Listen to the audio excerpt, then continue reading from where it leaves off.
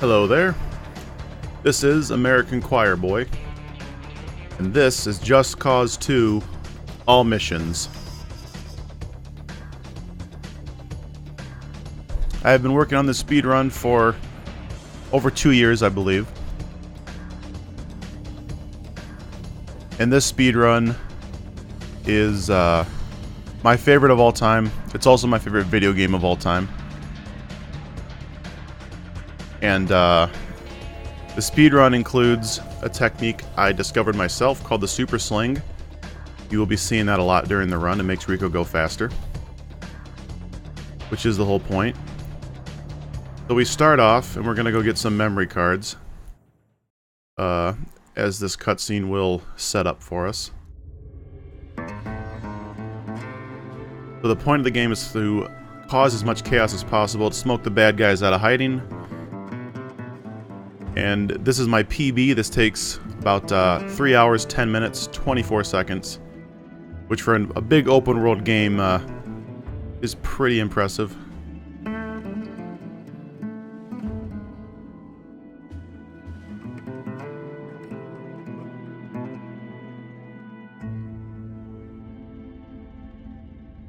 There's only a few short cutscenes in the game. The rest will be gameplay. Also, there will be no game audio. I recorded this only on stream, and the video has me talking over it. So I'd just be talking against myself. So we're just going to play the soundtrack without any game audio.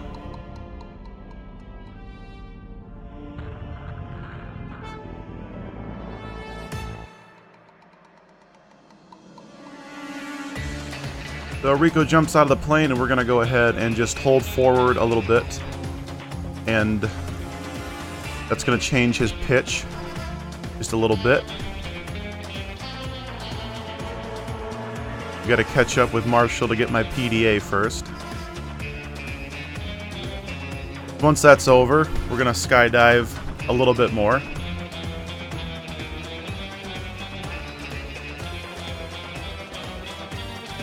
So one of the main mechanics in the game is the parachute, which we get to use here.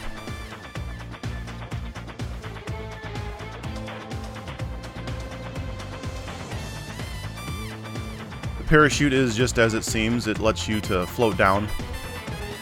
I'm using it a lot. So first we're going to run up here to this base. And here's going to be the first super sling. What you end up doing is you jump, sling, and hit the parachute button, and Rico juts forward just like that. The first step is to grapple that guy off of there, and he'll die. I grab that memory card. If I grapple those two guys together, they also die. I need to grab a gun here because the game tells me to, but I will not be using it. The memory card's going to appear here, and I interrupted the grab animation by getting into this turret gun so that I can blow up the helicopter. Then we're going to super sling up past this building. I'm going to go through the little hole here, sling to this memory card. If you run off an edge, Rico gets a little boost to speed. We use our parachute to get down here. Here's the gun I'm actually going to use. This is an SMG. Fires a lot faster. Does a lot more damage. And unfortunately, this takeout doesn't go very well at all. I go for headshots, so it's faster. But I kind of missed. So we're going to do another Superman jump over here. Then sling on to these tramway cars. We're going to try to. We're going to blow up this silo. Once again, the main focus of the game is to blow things up, so you get chaos points. After getting the last memory card, we're going to super sling over here to where there's some triggered explosives. I need to blow these up to allow the helicopter to come back and pick me up. But there's quite a little while before that happens. So what I'm going to do is I'm going to blow up some more stuff. I threw a triggered explosive onto that tower, and I'm going to weaken it a little bit so that triggered explosive will blow it up. After that, we're going to blow up some other things. You get some more chaos. The chaos routing is relatively precise for the first part of the game.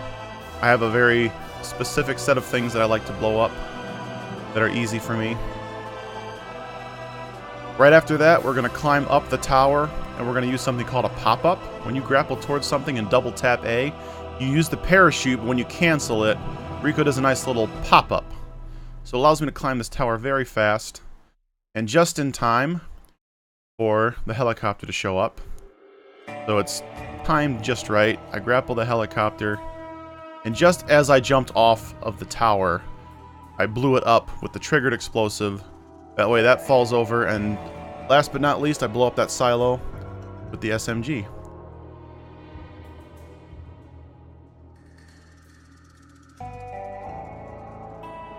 And that's the first mission done.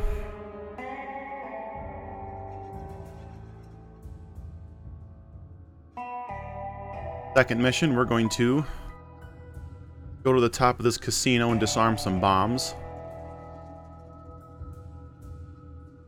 So first I have to take out what's called a demolition officer. Kind of goofed up there. That's not how that's supposed to go. I'm going to grab his ammo and stuff. I'm going to sling up here, do another pop-up. I'm going to do 2 of them. If you saw there, I hit this little protrusion on the building, and that knocked me away from the lip. That way I wouldn't stop once I hit the lip. Try to super sling over here, and depending on the RNG, sometimes the guys aren't there. So I can simply deactivate the bomb without having to take them out. Finally, we're going to shoot the guy out of the helicopter. If you hijack that helicopter, another one spawns. And you have to take that one out as well. So it's much faster to simply shoot him out of the helicopter. That's the first segment of that mission. Now we got a really high-speed epic chase. I'm going to quick grapple that car to this tractor to pull it out of the ditch. Get on top to activate it. But just before he takes off, I grab some ammo so I have it.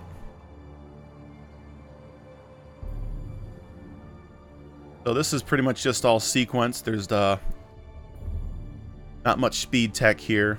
We get to have a little fun here, in fact. Try to shoot some barrels. Honestly, shooting the barrels actually helps because the chaos routing is relatively tight for this. There's a certain point in the game where I need a specific amount of chaos. And I get maybe 1,000 points or more by destroying the barrels, even though they're only worth 10 chaos points. So they're handy to shoot a few. So destroy a water tower and a fuel depot for the chaos.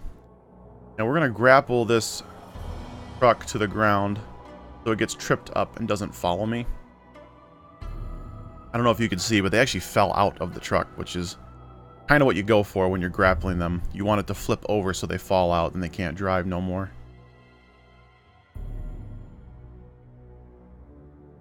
Sometimes all you can do is just slow them down.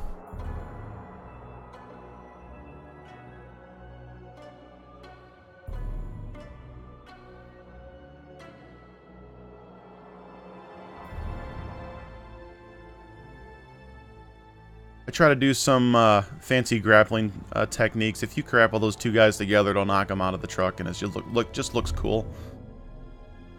If you shoot out a tire while they have some speed going, they'll flip over and explode. That's another desired effect, of course. And sometimes, as you see there, they just chicken out and run away. Always grapple those 2 guys together, just cuz. The 2 more vehicles will spawn over here, and I want to take these out relatively quick. There's a really cool trick I'm going to do up here to get more chaos. So shooting out their tires usually does the trick. So I'm going to grapple this statue to this upcoming truck, and he's going to tear it down for me. But unfortunately, you won't be able to see it because I need to grapple my way down here and activate this location. I activated it, which means I get to extract back to it once I unlock the ability to extract back to locations. The black market dealer does this for you. It gets unlocked a few missions later. So that's simply, I extract back there twice to go to a certain mission. So it saves me a little bit of time to do that. I'm going to jump off the car here to slow Blaine down just a little bit, so when he goes down this ravine, he has a much less chance of wiping out. As you see, he almost did there. No, he did. That's right. he does wipe out there. I may not have slowed him down enough, but if you jump off, his chances are much lower.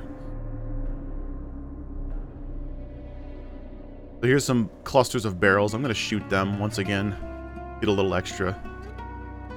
Also shout out that water tower, I believe. Yes.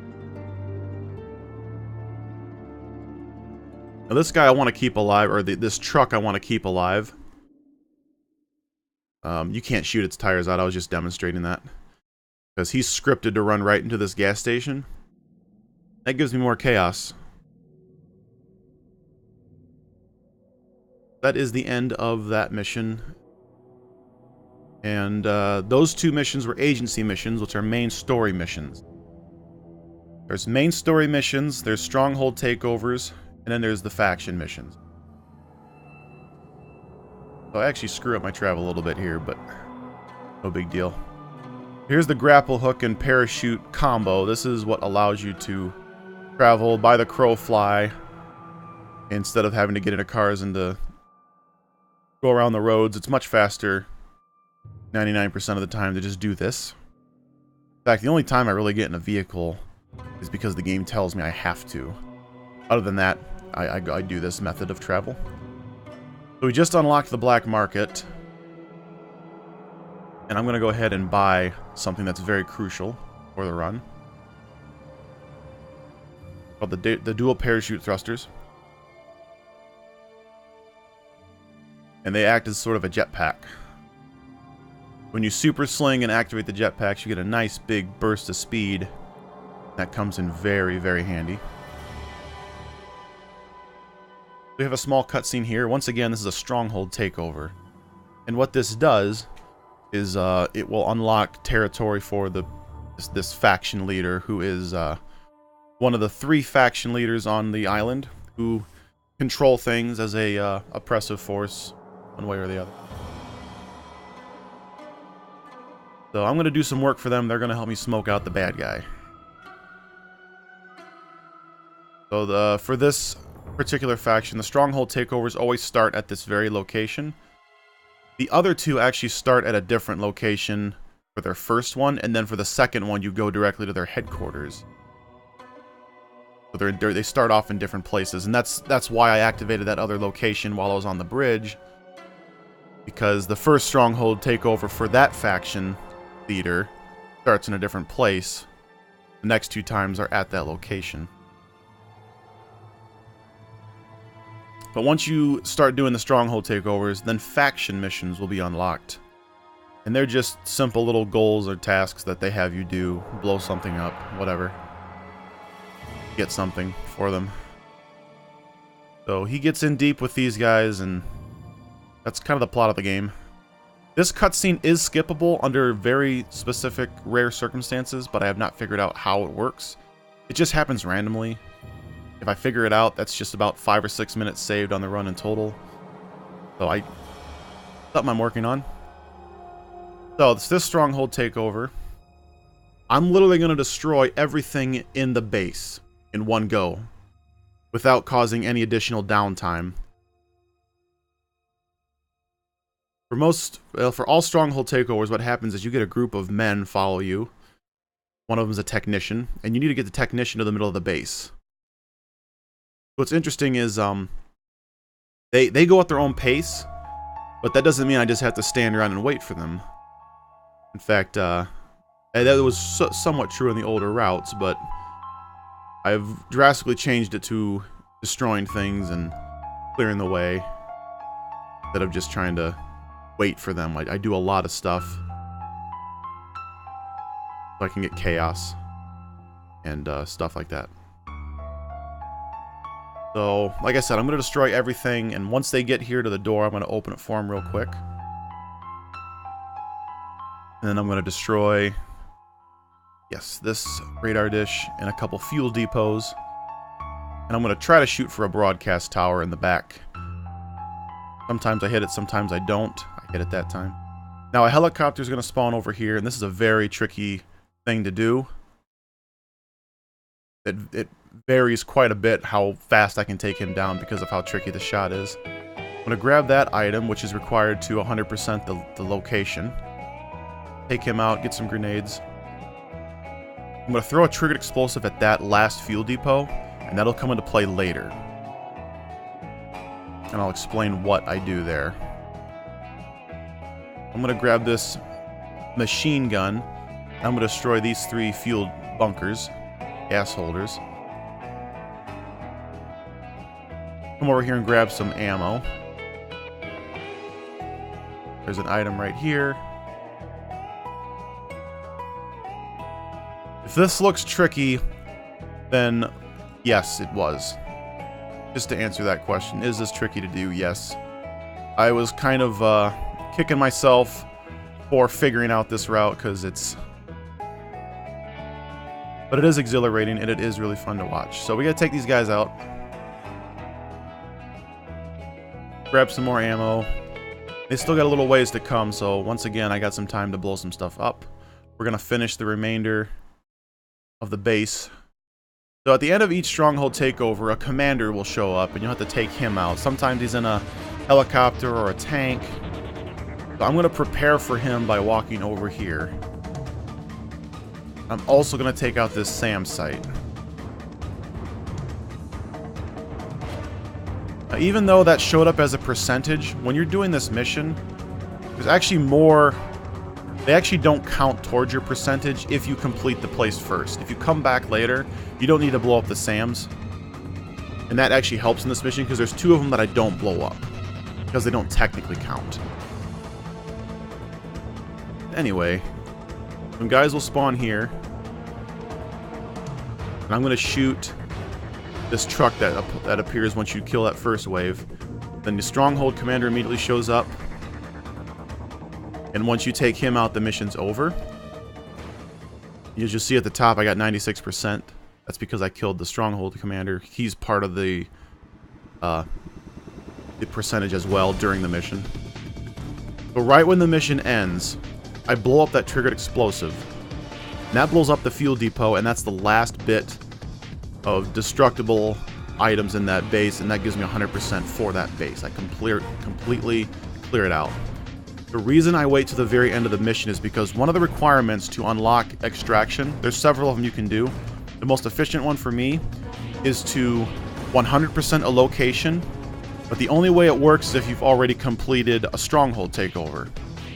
So I had to wait until the very second it was over, detonate the trigger, and then finish the location. So right now he's actually telling me that I unlocked extraction, and I'm going to use it at the very end of this mission. This one's called Ups and Downs. This is our first faction mission we'll be doing. And all I got to do is descend into this biofuel shaft, and I'm gonna enter a code down here and blow it up. Now, the best way to do this, which I believe is what I do here, is not to kill any of those guys. I actually hide behind this console, and it helps me avoid gunfire, which will interrupt your hacking sequence. So I do a pop-up out of there as quick as I possibly can, and if you don't shoot any of those guys, you will not gain any additional heat, which makes the ending of this mission much easier, because in the top left corner you see the orange triangle that just disappeared.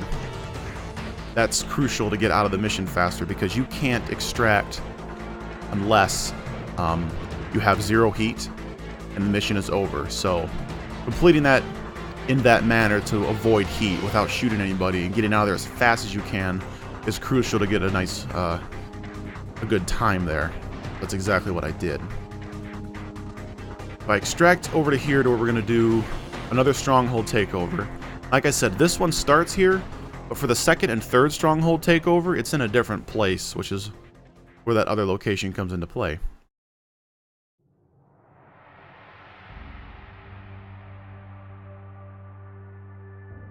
So here's another cutscene. Once again, if I'm able to skip the first one for the other stronghold takeover, this one will follow suit every time.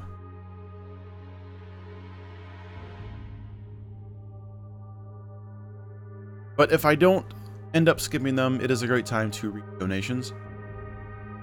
Get a good minute, a little more.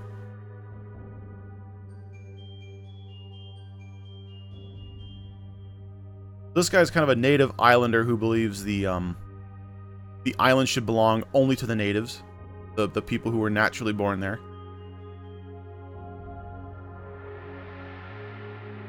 They're called the Ular Boys. The first one, called the Reapers, the first stronghold takeover I did, the leader of that one wants to give the power to only the people and no government.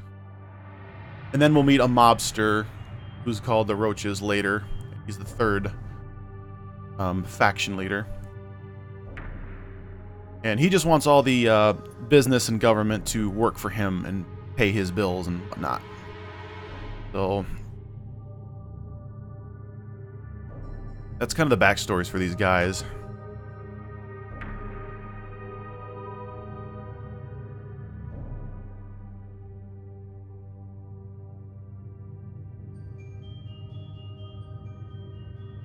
And thankfully, only the first 3 cutscenes are over a minute long. The other ones, when you go to their second and third stronghold takeovers, are much shorter.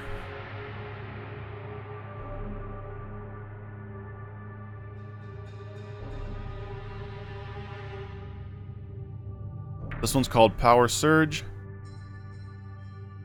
We're just going to take this place over, much like the other place. All I gotta do is clear these guys out real quick. Then I'm gonna get some additional chaos. This broadcast tower and a generator. Throw a couple grenades and that'll blow that up as well. So right now they want me to open the door. That's what I'm gonna do. Right when you open the door, these guys show up. Gotta take them out. So coming up here, we're gonna have I'm going to grab a new weapon. He's actually firing at me right now. I'm going to grab this rocket launcher. I'm going to use it a few times. I will be getting a better one later, but for now this one's just fine. Shoot out that SAM site.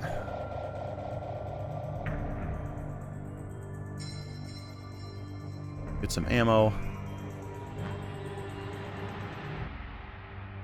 There's a really cool strat coming up at the end of this. At the very end of this particular mission, there will be several groups of enemies that spawn. And I'm going to set triggered explosives in the way so that I can detonate them right when they show up.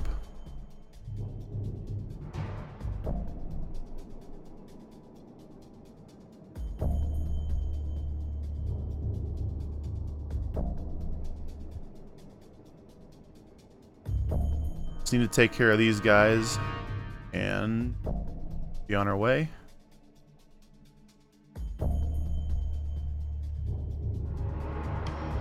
That drug drop gives me a little extra chaos. It's just a collectible item that's just laying around. So right when he's here, I'm going to throw a grenade and I'm going to detonate the other triggers. And then right when I threw that grenade and detonated the triggers, another wave of enemies spawned and the grenade took care of them. So once you take care of those 3 waves of enemies, the stronghold commander shows up and I can simply take him out and mission ends. So it's very, very fast to do that, and it's a very tricky strat to pull off. So here's a very interesting concept. A jet that can take off from the roof of a building. This is absolutely crucial for travel in this game. It is very much overused, but they're very short flights, but it's very crucial. So you simply order this from the black market, get in it, take off, and once I get to where I'm going, I just kind of ditch it and let it blow up, just cause. Here we get a driving mission of sorts.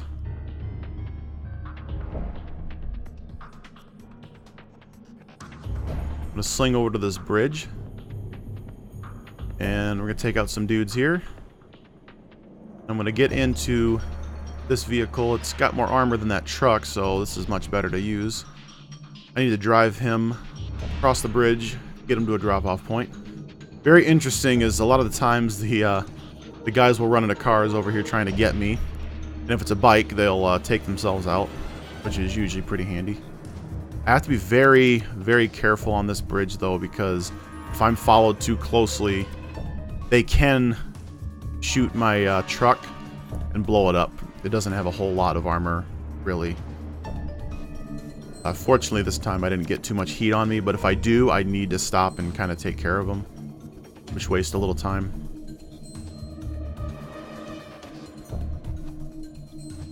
So getting into this airstrip is a little tricky. You need to go off-road a little bit and go between a fence. Oh, that's right. Actually, that's not true anymore. I don't go between the fences. I go a little further. Anyway, it can be tricky to go off-road right there and get thrown around by the terrain. I grapple onto this Pell Silverbolt, which I don't have to buy, and I just let the car roll into the end point there. If it blows up, that's fine. He's already there. But yeah, this is a really handy Pell Silverbolt, because like I said, I don't have to buy it. It's just right there. Saves me some menu time and some money.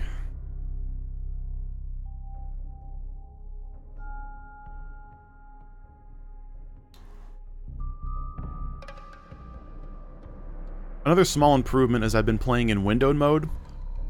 During my last submission, the game would actually tab out a few times because I had it in full screen. I play in window mode now, and it doesn't happen, so that's another nice thing.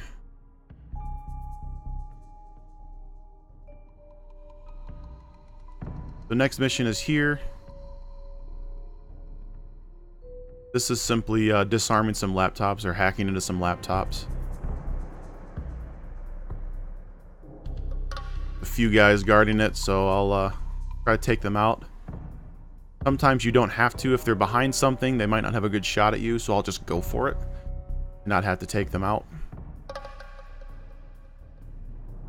Try not to grapple cars while I'm slinging because Rico will pull himself into them, like you saw there. I'm going to grapple that guy off the that deck there, so he's out of my way because he has a tendency to shoot me. One more laptop over here.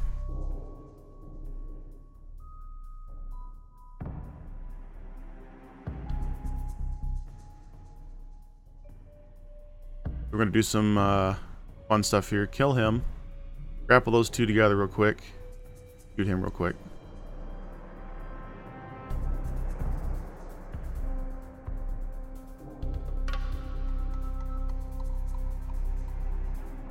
That's that mission over. Get another Pell Silverbolt. This next mission's pretty epic. We're going to destroy some satellites before they take off on spaceships. And then we're going to shoot one out of the sky as it's taking off.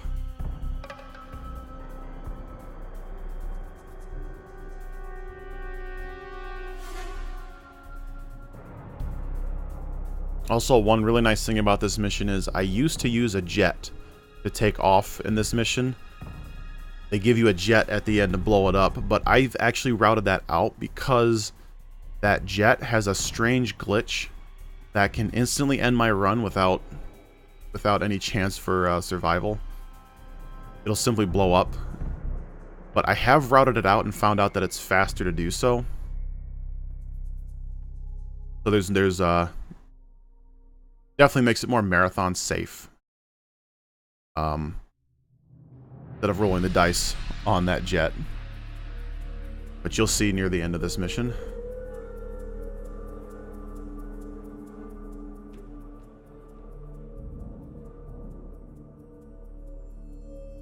Also, a very important point to make is I need to watch exactly how much chaos I have here. During this mission, if I get past a certain amount of chaos, there'll be an event trigger, and I'll get a notice from the black market dealer telling me about an agency mission that just got unlocked. So I hold back and make sure I don't hit that number because it will interrupt the scene, and it will have to wait for it Otherwise, I'll exit the mission area when I'm trying to do the mission, because it won't let the next sequence of the mission. It'll overwrite it. It will interrupt it. I'll have to wait till that event triggers over. So I was actually checking my chaos right there.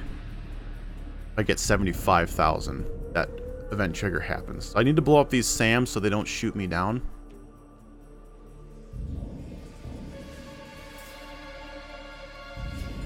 And I'm going to take out these towers as well. There's the satellites I need to destroy. These are pretty tricky shots. Got to kind of be on your game to get them done efficiently. I'll get this one over here.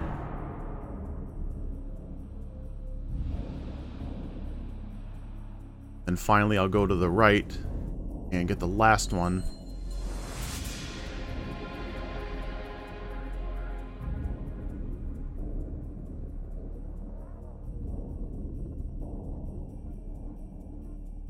And the last one shows up over here, and this is actually going to take off. Like I said, this is the point where I would go and get the jet to fly over here and then shoot it down out of the sky, which then I would fly to the northern part of the island and unlock some more locations. But I've changed that. It's much safer and it's actually faster, so all good news.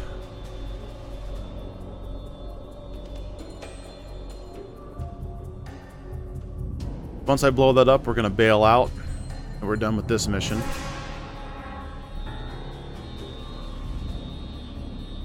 If I call the black market dealer during the very last part of a mission, it'll actually end the mission immediately, which saves me a little bit of time, especially during one mission, which we'll see later.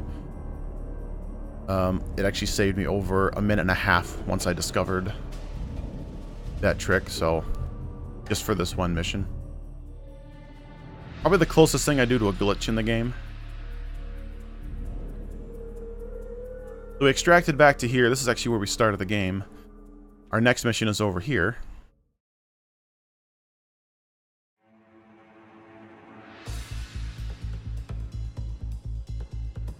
This is another driving mission. This is one of the worst ones in the game. My least favorite, I would say. I'd like to show you why. Pick up some ammo, and we're gonna kind of skydive down here. We're gonna catch up to this limo who's carrying some politician or something. Before you can hijack any vehicle, you need to take out the passenger, which I'm gonna do with the grappling hook there because it's a little quicker than shooting him. A little bit of quick time event to hijack the vehicle. And I have to double check to make sure there's not too much heat around me. And one way you can do that is actually steer these guys into cars, because they kind of follow you as you move to stay close to you or to get away from you if you're heading toward them. So you can manipulate them into cars to make them wreck, which is very, very handy. So we need to drive down this winding mountain path. And casually, I'm sure a lot of people simply tried to drive down through the ravines and the valley between the roads. It's a lost cause because you will get stuck 99.999% of the time. There's rocks and there's sticks and there's little valleys and divots. I've probably never successfully gotten down through. I'll get stuck, or it'll take forever. So we simply have to follow the winding road and avoid the bad guys, because there's simply no way through the forest. And we have to hope we get good, as I call it, car NG. The randomness of the vehicles and the cars, they can make this mission kind of hectic, so you have to react. But if I stay on top of my game, this usually doesn't go too badly.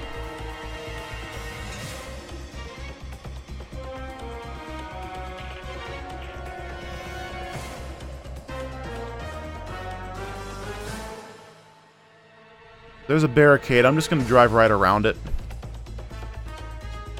You do not need to... You just go off-road. The barricades are pretty useless. There's going to be one more coming up right here. And like the first, I'm going to drive right around it. That's much faster. Then there's one more up here, but we're actually going to avoid it altogether by turning down this little side access road. Little dirt road down here. A little quicker anyway. It's actually quicker than trying to go around them and take the road around, so I gotta be real careful here. It's very easy to be thrown off the road. And there's just ditches and sticks all around. You'll get stuck in a heartbeat.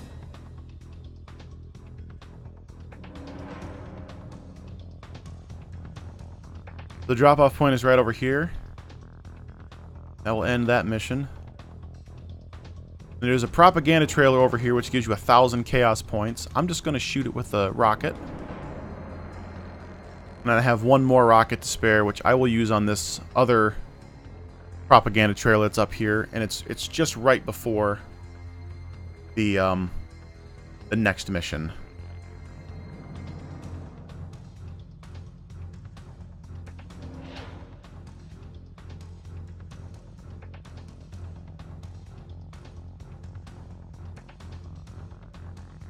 I blow that one up. That sweet chaos. Next mission's right here. We actually passed this on the way. This one, Taming the Beast. We're going to go get a giant armored car. We're going to drive it down the highway. We're going to deliver it to the Reapers so they can use it for whatever.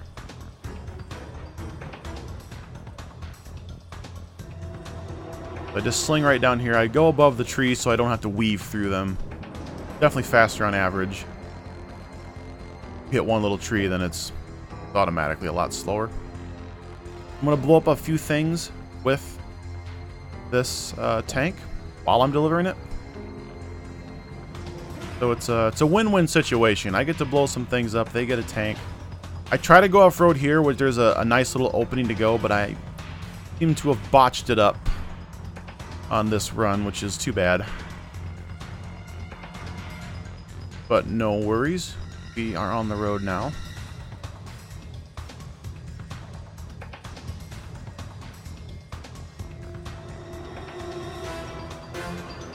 So if I see any bad guys, I'll blow them up. Because if I get too many on me, this tank actually has less armor than the limo I was just driving, which is kind of weird.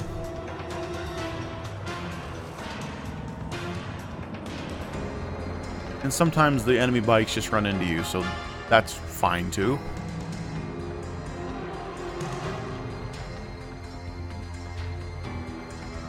Once again, a barricade.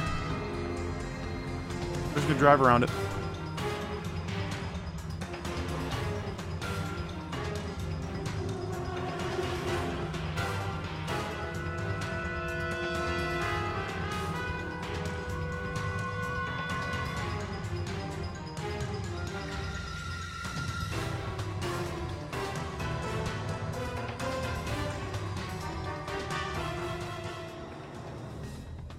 And one more barricade to, of course, drive around.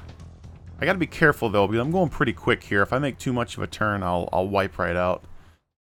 Here's the end of the mission, and what I try to do is actually hit that gas station and blow it up. But I slid a little too much, and I didn't go straight. That's what I usually try to do. But we got it there. Here's one of the route changes. I used to do this mission much earlier in the game, but it took me a long time to get to it. If you remember, I unlocked extraction early in the game, which allowed me to extract from that one mission right away. I used to actually take a whole minute and a half to parachute to this mission, but now it only takes me 30 seconds. That's one of the big time saves. That first cutscene can always be skipped no matter what. I don't know why. But the first segment of this cutscene, but the icon for the A button appears to tell you can skip it. And that's what will happen, actually, when you're allowed to skip these cutscenes. The legendary cutscene skip, it actually will show up in the top of the screen. So I mentioned this guy before. He's the leader of the Roaches. He's a kind of a mob boss kind of dude. He wants to control all the industry and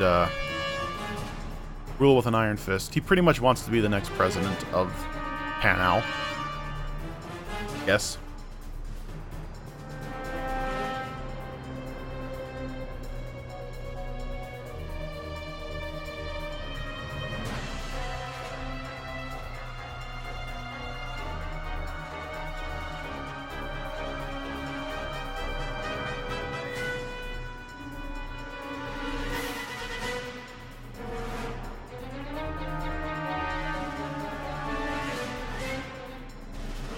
This is our last long cutscene in the game. The rest are shorter, as I said.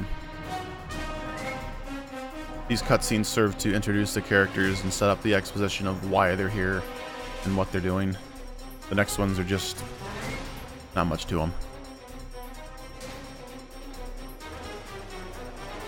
But we're going to take over a harbor for him in this mission. So first up, we're going to clear some guards out of the way. Like the other ones, we're going to open up a door. They can get in.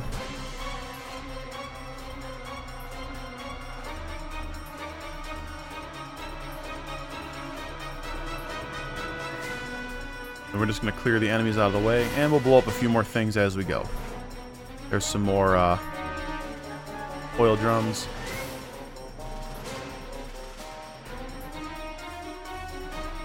A few more up here. I definitely want to be going for headshots as much as I can. That saves ammo. Sometimes it gets a little low. I pick up a vehicle part there. It allows me to upgrade my Pell Silverbolt. You get vehicle parts at the end of every mission, but a few extra here and there don't hurt. Oftentimes I'm allowed to upgrade the Pell Silverbolt a little bit faster. That's one of the other vehicle parts I get. I gotta double check back here. Sometimes an enemy spawns, so I just want to make sure he didn't.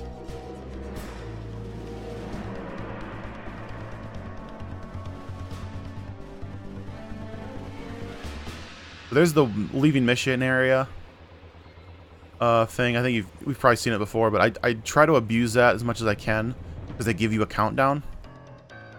So if you can get ahead of it while your guys are moving towards you, it means you can go a little bit ahead and take out some enemies or whatever, and they will actually bring the mission area back to you. That's one thing I do here and there. So I'm going to grab this. We're going to destroy 6 cranes here. Will give us a lot of good chaos.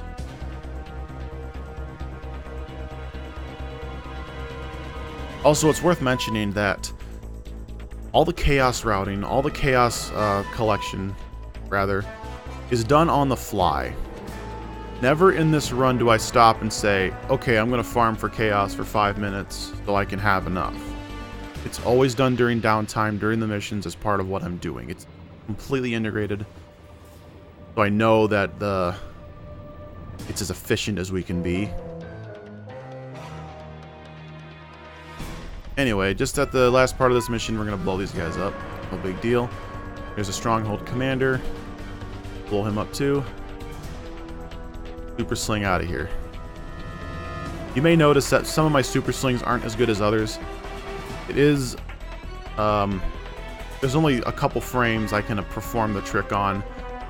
And the other frames around it don't work quite as well. So sometimes I don't quite get it as well as I'd like to.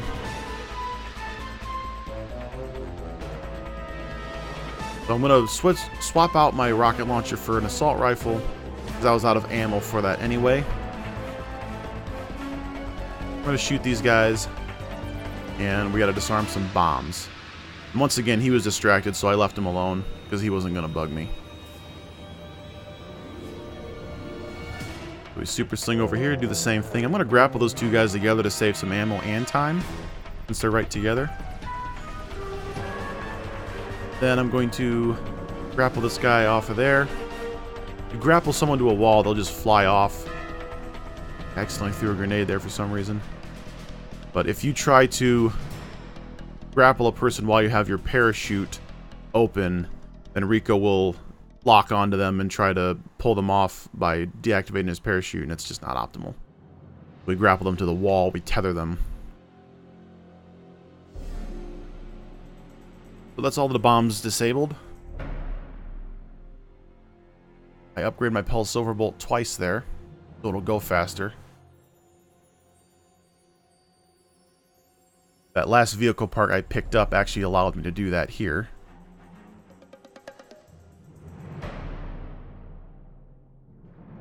And the next mission's right over here.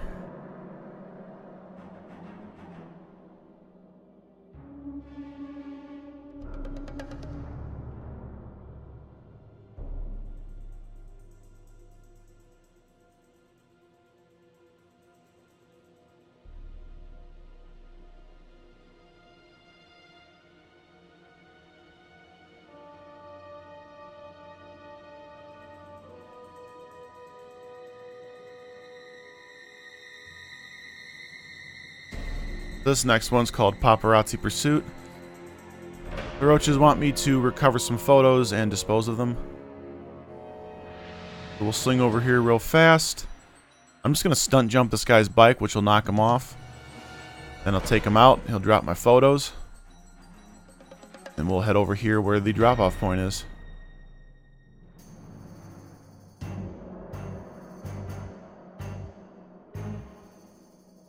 This is a very good example of the parachute being able to go by the crow fly. I'm going over buildings, skipping over roads. This game was very well intentionally designed for this mechanic. Like I said, there's never any reason to get any vehicle unless I literally have to. Grappling is always faster.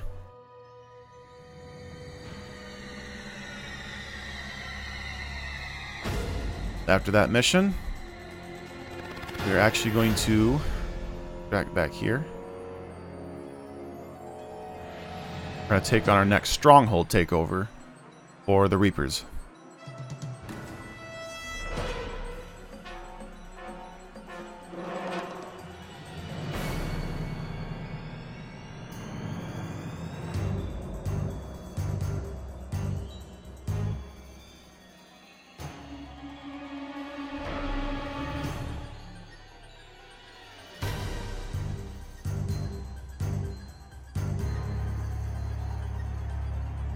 So we watch this short little cutscene here, and we'll go to work.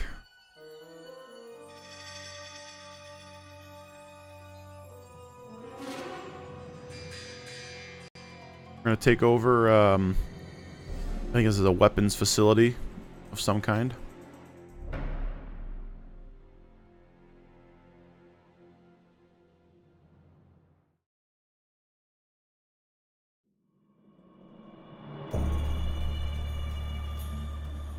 That guy out. He has a rocket launcher. I don't want to get hit by him.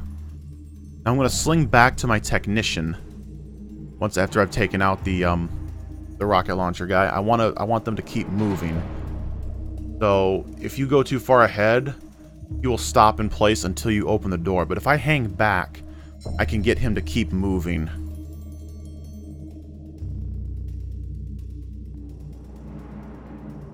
So after I go back, to keep him moving, I'm going to go back to the door so I can open it.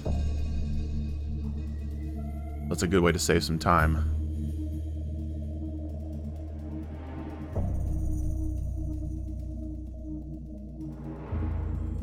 Just checking to see if another wave of enemies shows up. Sometimes they do. And we'll go on ahead.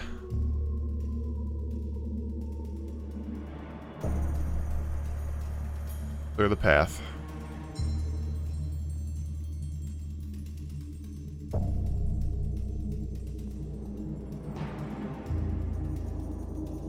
So if a sniper falls just right, a lot of people you grapple off of a tower usually are taken out without having to shoot them.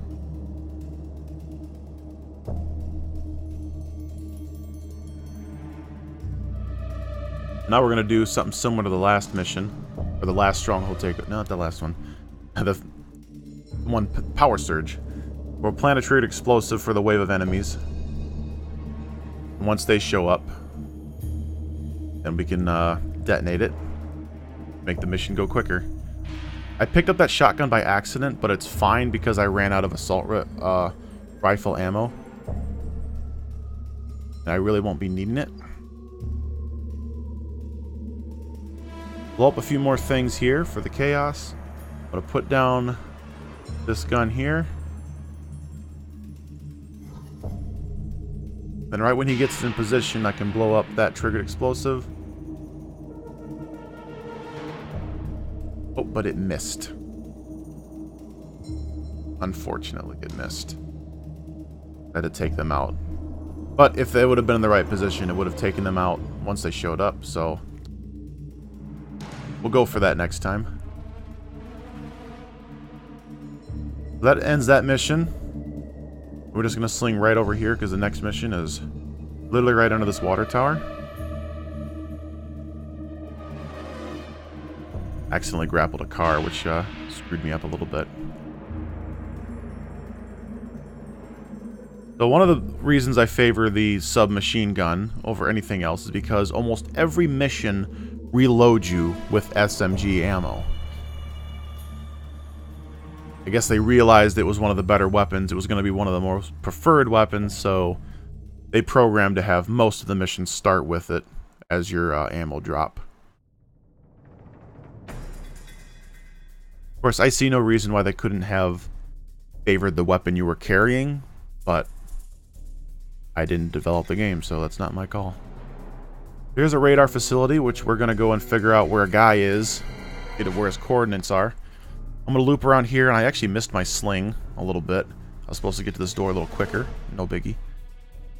You try to open it, but it's locked. And this guy here has the key, so I know right where he is. I'm going to get the key real quick. I'm going to pop back up here. Inside this door is a turret gun. I need to make sure I take it out really quickly. Those can kill you in an instant, even on the easiest difficulty. So wherever they show up, I watch out and be very careful. I missed the door. And I missed my super sling. No biggie. So they send you a helicopter, you grapple onto it. So this is actually a little bit of downtime. It takes you a minute to get down this mountain, so another time to read donations or something.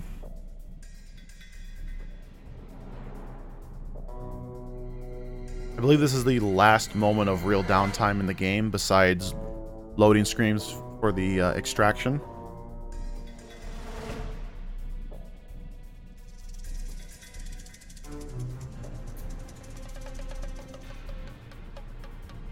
So we just gotta wait and enjoy the ride. There is a way to skip this, but the setup is convoluted and it takes too long, so it doesn't save any time. But there is a way to skip this section, and I actually use a Pell Silverbolt to fly over here when I skip it, but it doesn't save any time.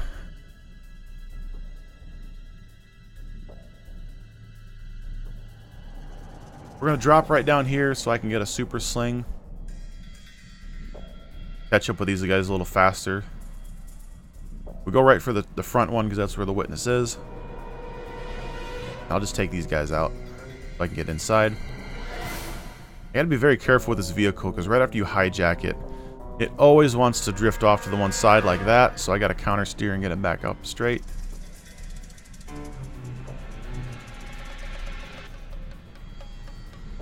So just a small driving segment. Get to the next, get to the drop-off point. And then our next mission will be very close by. It'll actually be the agency mission. We get to find out who our black market dealer actually is. Spoiler alert, it's Tom Sheldon, the guy we've been looking for. What a twist. Once again, I try to avoid these guys best I can. Sometimes I try to steer them into a pole like that to slow them down or knock them off. Or I might try to steer them into a car I'm real lucky I can get him to hit one of those signs. Just whatever. That guy decided to take a ride and fly through the air.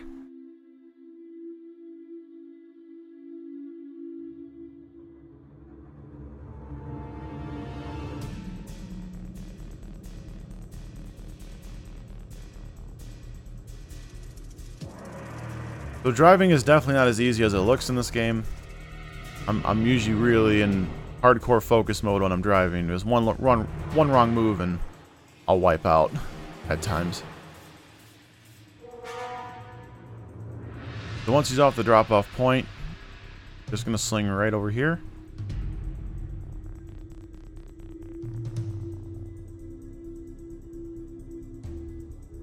There's a skull right there that I just picked up. I try to pick it up without landing because it's just swag.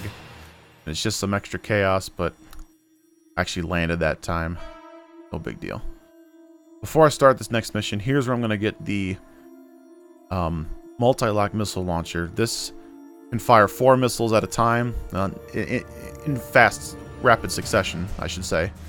And it will home in on the target that I aim for. So I'm going to pick it up and we'll start this mission.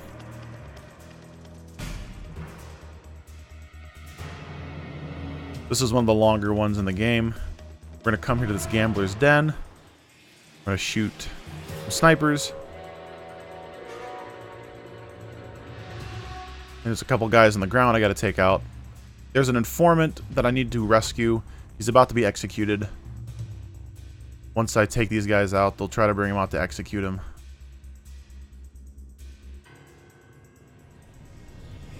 Here, there's a walkie-talkie. I'm gonna go lure them out. I'm gonna tell them, hey, everything's fine. They're gonna try to bring him out, and then I'm gonna shoot the guy trying to kill him. Now, there's a really cool strategy I could do here, but I don't do it. I can sling down there and shoot him. The game is heavily programmed in such a way that they don't want you down there at all. But I can sling down there and shoot him before my feet touch the ground, and it saves a few seconds. And it's not hard to do, but it's really risky if I fail it. If I fail it, then it will I'll get a game over essentially. So I wait a little bit and just take them out normally. Then we just sling over here and take out these guys. Once they're done, my buddy will be running behind me, and we're gonna get on these bikes for the next part of the mission. I'd love to be able to show off that quick strat, but I don't know. We'll have to wait and see. Probably just not a marathon strat. Wasn't even a strat I wanted to pull off here in such a long game. He's going to take off on one of the bikes. I moved one of them out of the way because sometimes he's a little indecisive of which one he wants. So I save a little time doing that sometimes. So I'm going to sling over here. And if I exit the mission area, that's fine because he's going to come right up to me. I just got to be careful not to go here too fast because then he'll fall too far behind. Here's a little shootout. I just need to take these guys out.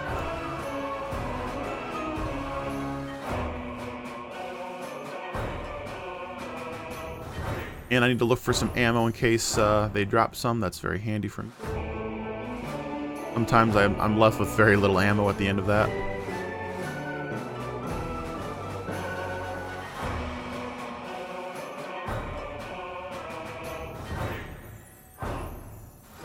So once again, we got some very convenient bikes here. Once he gets into his bike, I'm going to sling again. And over here is where I can recover like a black tape, and it tells me where the guy I'm looking for is.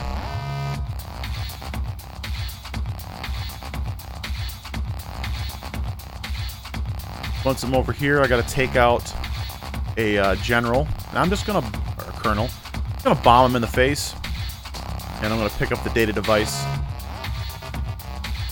Very quick segment.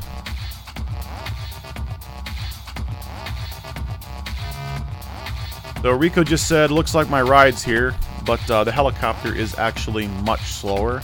So Rico doesn't know what he's talking about. He should just leave the speed run into me.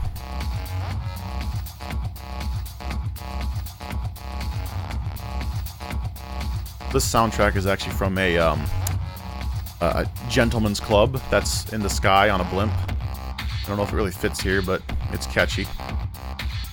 Alright, we found the beacon.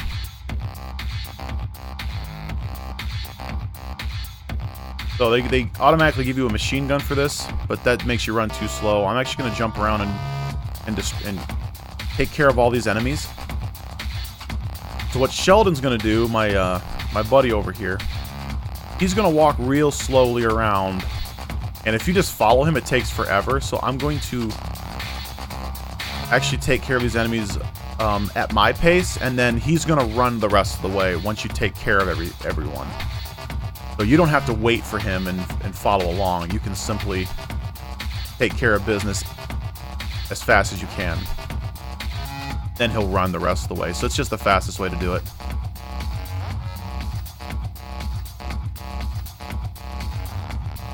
So I use the SMG. I use a couple rockets here to make it go faster. There's a couple instances where I don't have to kill every single enemy. For whatever reason, they don't make you... They'll just... the next wave will simply spawn. So there's some enemies that just aren't necessary, I guess you could say. Alright, last wave's over here. I also need to keep very close track of my rocket count. Because, I eventually start running out, and I only have a few places where I can reload. That's another important aspect of the run. So there's him running to the end. Once you clear them all out, like I said, go run to the end. So near the very beginning of the game, I activated this location on the bridge, and I'm going there now. Because we're going to another stronghold takeover for the Ulars. And like I said, this one, you actually go directly to their headquarters to start it. So this is a different place to actually start it. Also, this is really funny to note. Because of this new routing that I came up with, Rico has a line he says in the overworld here. He says, I better continue doing some faction dirty work if I'm to find out who these guys' international benefactors are. And he says that during this cutscene, essentially telling him, hey, I'm a spy, and I'm trying to figure out who's funding you. So, it's a really funny aspect, and I absolutely love that it's in the route now. It happens every time because of the way that it gets timed. So here's Pilgrimage. I grabbed those triggered explosives for later. And I'm going to try to get up to this. I want to make sure that these guys see me first. If you get heat and you're not close enough, generally what happens is they'll spawn some heat or some enemies that come in from behind. And they don't get there for a little bit, and I have to go back and take care of them. So I want to make sure I get up here as fast as I can. It greatly reduces the chance of additional forces from the other road.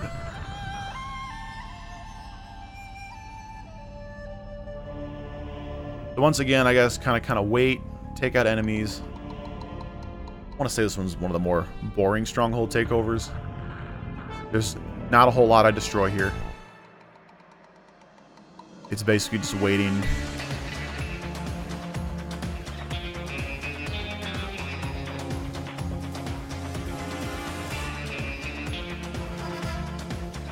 I will be destroying that statue, though. I try to get aim on these guys real quick. Try to get some headshots. I want to get these snipers out of the way once they spawn. I want to make sure that they both actually get taken care of. Every once in a while, the fall doesn't take them out, and I have to shoot them.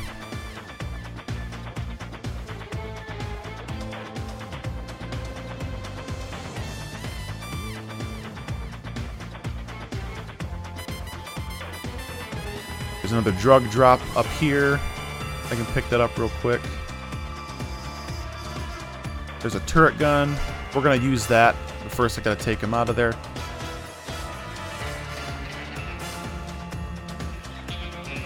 Like I said, I go for headshots as much as I can, so you might see me stop shooting here and there when I'm firing at somebody.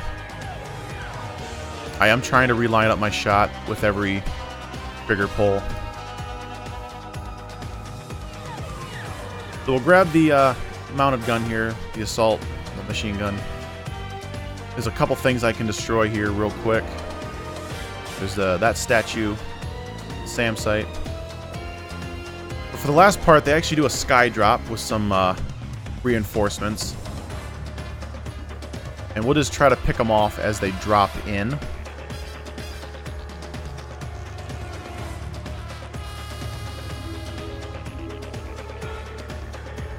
And once that's over, the Stronghold Commander will show up. He's going to be in a helicopter, and I'm going to try to shoot him from very far away. You can probably not even see him.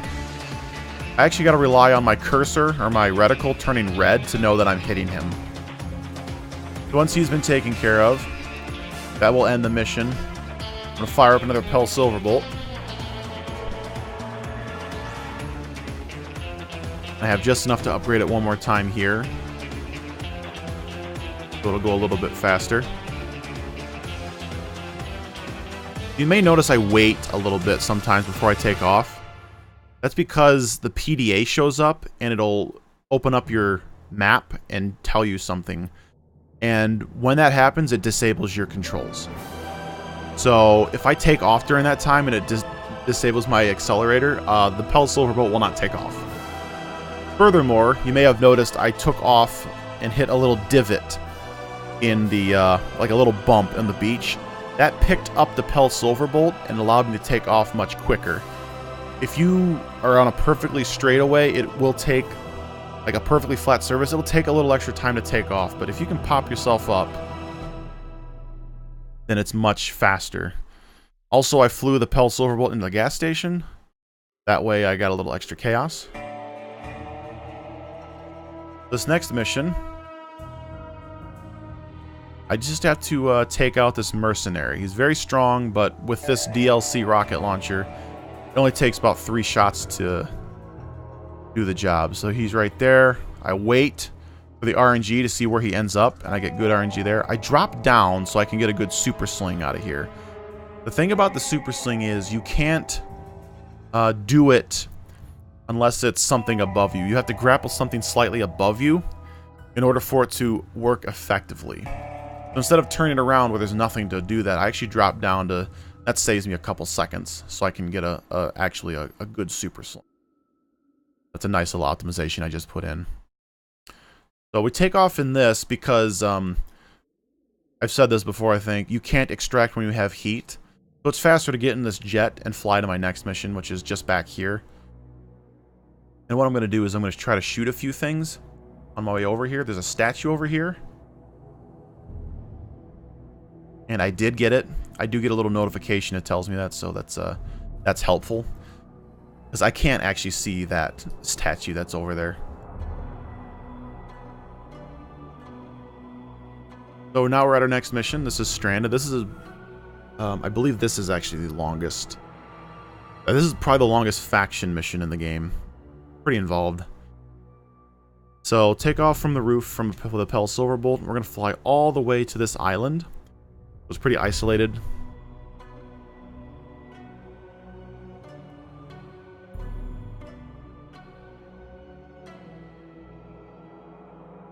There is a plane that takes off from that airport as soon as I get there.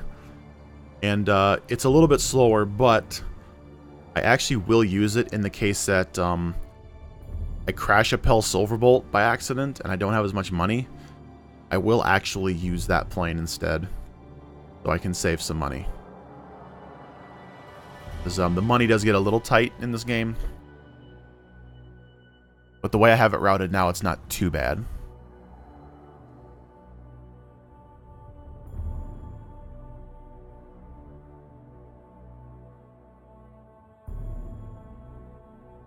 There's a smoke signal. I'm going to go there. That's definitely a distress call. And the cool thing about this island is that there is electromagnetic pulse power that takes out planes if they come over here. So my plane crashes. Now I'm stranded. And there's the guy that was stranded here earlier. We're going to get in this truck and we're going to go get some cargo. Let's just say it's some illicit cargo, but, you know, whatever. I don't care what it is. So we simply drive along this dirt road. And we're going to do a really sick tower climb here to get to the top of this tower. It's you could say it's similar to the one in the second mission, Casino Bust. It's kind of specific. And it's just pretty neat. So it's kind of a fun mission, even if it's kind of long. So up here are these bridges. These bridges were built by Satan himself. Because when you go over that little bump, you have a chance of sliding around and wiping out very easily. Also, on the bridges themselves, they're very, very slippery. So what I actually try to do, like the very middle of it, the grate, it's very, very slippery and it's very easy to wreck. So I take it slow and I actually put 2 of my wheels on the concrete to avoid that. But those bridges have actually caused me a lot of trouble. So I try to take them kind of carefully. So I left him there to get the cargo. I'm going to super sling over here. I have to disable the power for the big tower. I'm going to go to these 2 points here. A couple guys over here guarding it. I jump over here to the second one. And then we're going to turn around and we're going to do the sick tower climb. We're going to get up to the top really, really quickly.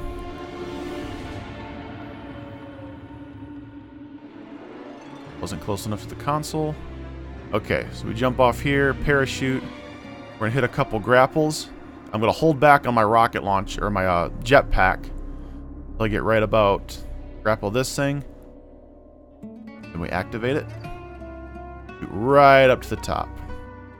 I missed a couple grapples, so it wasn't optimal, but you get the idea. 1 rocket into there, and it'll blow it up. And the game decides to look back for you. A little Michael Bay action, just cause. Get to see that nice explosion. Then we just dive right back down where the guy is getting the cargo. And I'm going to take off right away. At this point, you actually don't need to bring the guy back with you. You just need to bring the cargo. So, heartless, yes, but it does save frames. That's what we are here to do. So I hope he's okay, but once again, we got to be careful going across the bridge.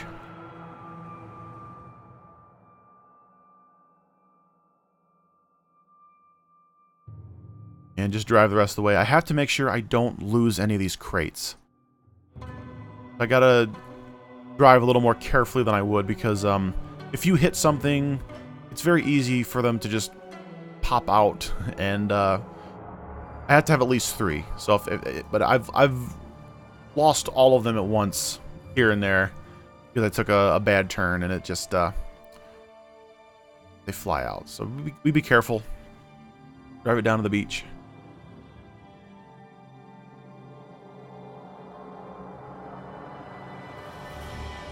Couple guys show up on bikes, and I want to make sure I try to steer them into the side of the bridge or something if I can. I think he usually hits it anyway. But every once in a while, someone will follow me all the way down to the beach, and I will retain the heat. But we try to take them out.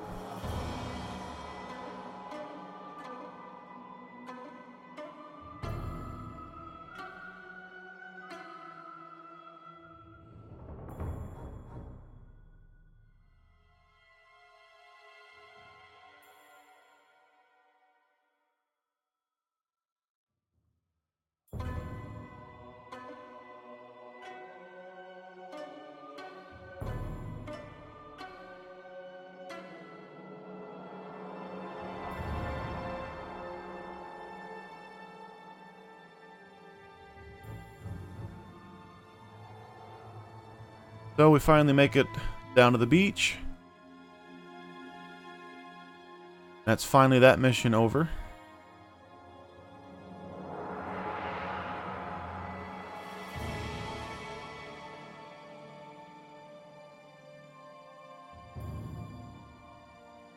And we'll extract out of here.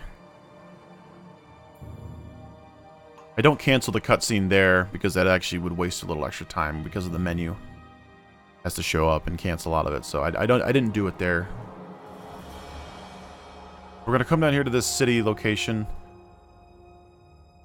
I'm gonna unlock a location to fly back to, or to extract back to later, and then fly to the airport where there's 2 missions waiting to be done. This has undergone some route changes. I used to fly to the airport first and extract back to it later, but I have found that it's just much better to fly to a mission once it becomes available than to try to unlock the location and extract back. It just saves me extractions, and the Pell Silverbolt flights just don't take long, so I do much less extracting compared to some older routes. But some are pretty much necessary.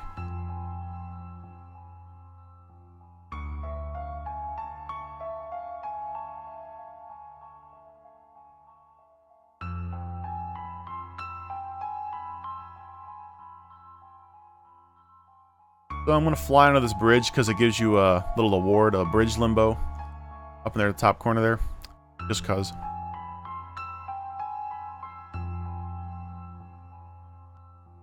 I could do the same down here on this bridge, but it's much more dangerous, and we ain't got time to crash, so we fly over that one.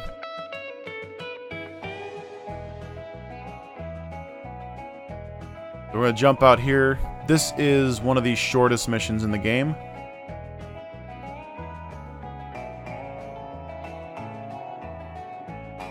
So we'll go right over here to where this helicopter is. He wants me to take this guy out. No problem. All we gotta do is grapple onto the helicopter, then try to enter. And we'll just do a little quick time event here. And that'll be that. He falls out, and the mission ends. So I'm gonna go ahead and destroy this statue here. And we're going to throw a grenade at this trailer right here. That's a little trickier than it looks, but I hit it. And it saves me on a rocket. I used to shoot it with a rocket, and it's just, that's a waste of rockets. So, next mission, airport troubles. We need to hijack a plane. First, we're going to find out where the plane is we're hijacking. We're going to take out this pilot. He has a PDA I'm going to grab.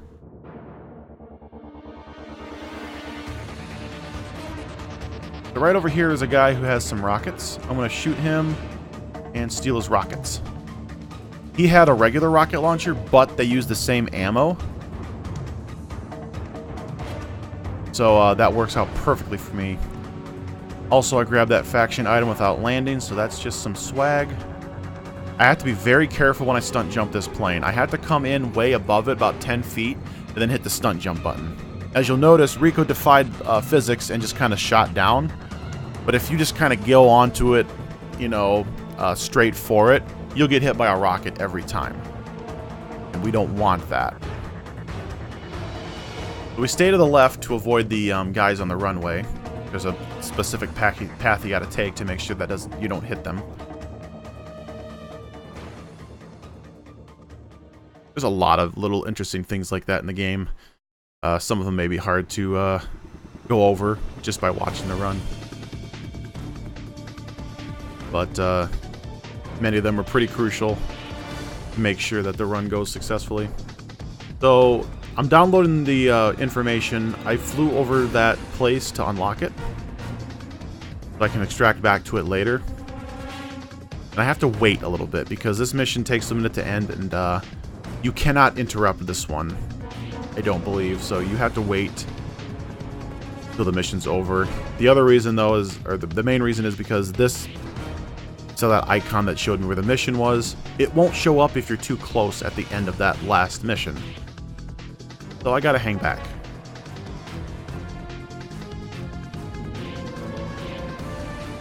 So now we're doing our second stronghold takeover mission for the roaches.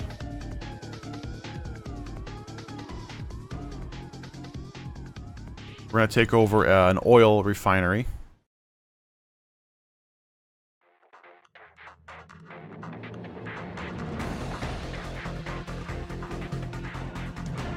So some guys spawn right here, and I'm just going to take them out.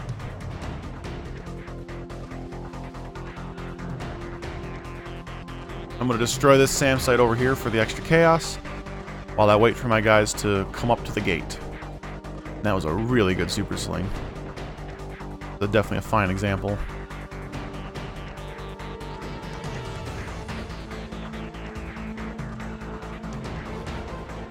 So we'll open up the door for him. Gonna be two guys spawn over here, and we're simply gonna take them out. Now we got some military trucks that are gonna show up. I'm gonna try my best to take this out really quick because the guys are already shooting at them as they show up, so I want to take them out so they don't spend too much time doing that.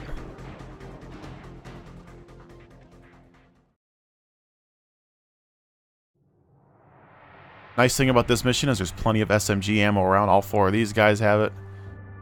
So here I don't actually worry about my ammo because no matter how I do this, I'm always going to have about the same amount of ammo at the end of the mission.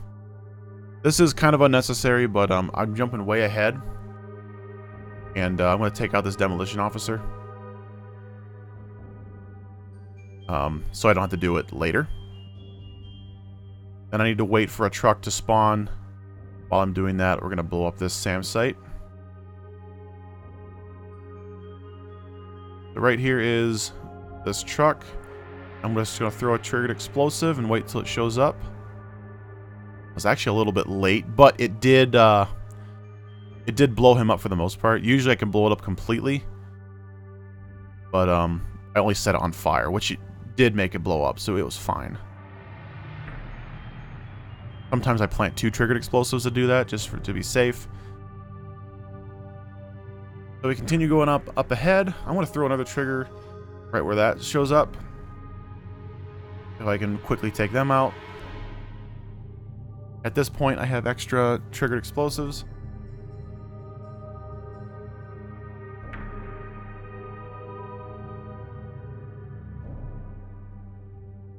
Little ammo. Just jumping all around and trying to set up the last part of this mission. So, like the other missions, there's going to be some waves of enemies. It's random at which one they show up at those 2 locations that I just threw those triggered explosives to. So I plant both of them there just to cover the base. Doesn't matter which one they show up at. I have a Q. It's actually this guy talking. Alright, when he says the word hack, I blow it up, and those 2 waves, or that whichever wave it shows up, they'll get taken care of, and then these guys will start to spawn. I'm gonna shoot a missile over there to help take them out. And I had to kind of play this by ear, because this is RNG where these guys actually spawn. And as soon as I take out the second wave, this guy shows up. I fire 2 rockets at him, and I shoot him a little bit with my SMG. There's 2 rockets take like 99% of his health, so I need a couple extra hits on him. So 2 rockets and some SMG ammo. And I can leave the rest of the guys. There's a 3rd wave of enemies that spawn, but I can leave them there because they ain't gonna do nothing. The mission ends, I'm all good. So once again, I gotta wait for that PDA. Saw that flash on the screen. I'm actually canceling it very quickly. I press, I roll my thumb across A and B really quick. A to, confirm that I saw the PDA, and then B to cancel out of the map screen, because it always puts you in the map screen right after it shows you that. So sometimes, if I do it really quickly, you almost can't notice that PDA alert showed up. So. Alright, we're going to fly right over here. This is our next mission. This, I believe, is actually the absolute shortest mission in the game.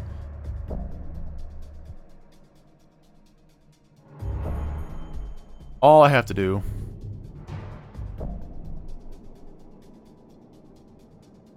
maybe the other one is shorter. I haven't really timed it, but I just got to throw him out. Jump on the boat. Another one's going to show up. These are just smugglers that the roach want me to take care of. Once they're out, then the mission ends. It's just about as short as the helicopter one I did near the airport. Now I'm actually going to drive this boat over to my next mission because it's right over here. Fastest way to do it. So that's handy. I've had to work really hard to make sure this mission is actually unlocked though. Because certain missions only unlock when you have a certain amount of chaos or you've done a certain stronghold takeover. So you have to, the routing was like, where do I get my chaos? Which missions do I do first? The routing was actually pretty, I might say it was kind of complicated. I accidentally picked up the assault rifle there, but it stays in place. Like, I can swap it back out, but it was just a little accident. So, another Pell Silverbolt.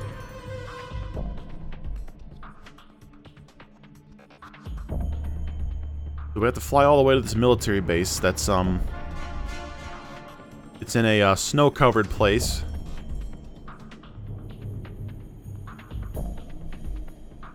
Which is kind of odd. Panau has, within 400 square miles, desert, swamp area, cities, mountains, snow caps, everything imaginable. It's pretty nuts. Now, before I actually go to the base, I'm going to fly over here and unlock this place, this location, so I can extract back to it later. Because the mission over here, there's no... Once it's unlocked, there's no close place for me to fly to it. It is faster to do this. So that this is an exception where extracting back to a location is quicker.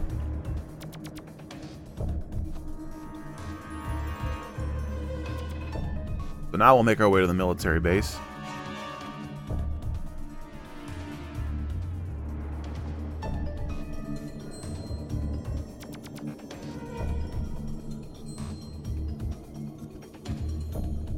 So we're going to have to destroy 4 ventilation systems. And that'll smoke the some of these guys out of hiding so I can continue the mission. I have to be real careful here shooting my rocket. Oh, I forgot that I wasted 2 whole missiles there. That's pretty bad. Only supposed to take 1. But I need to be careful shooting them because enemies will stand in front of them.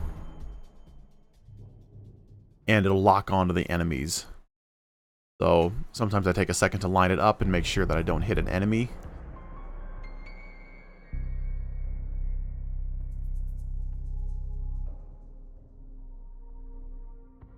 Right there, I wait a second so I can get a good shot.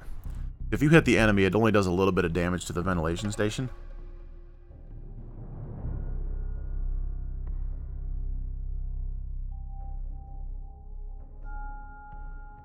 Once that's done, we're going to go over here. We're actually going to fight some ninjas.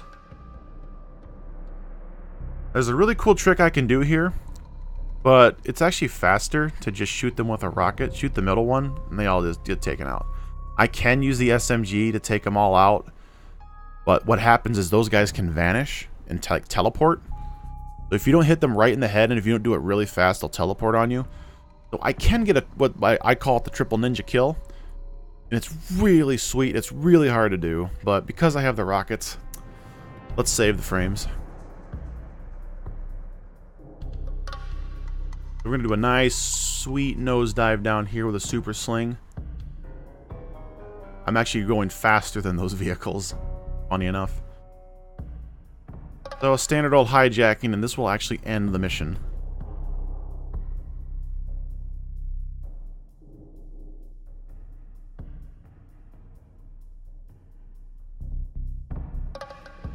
This is the woman we met at near the beginning of the game. I mean, we really didn't see it, but she's an agency asset. She kind of works for us. Just rescued her. She helps us find out where the international benefactors of the faction leaders are. Anyway, right after that mission, we're going to get on a Pell Silverbolt again. We're going to fly over here where there's some more missions to do.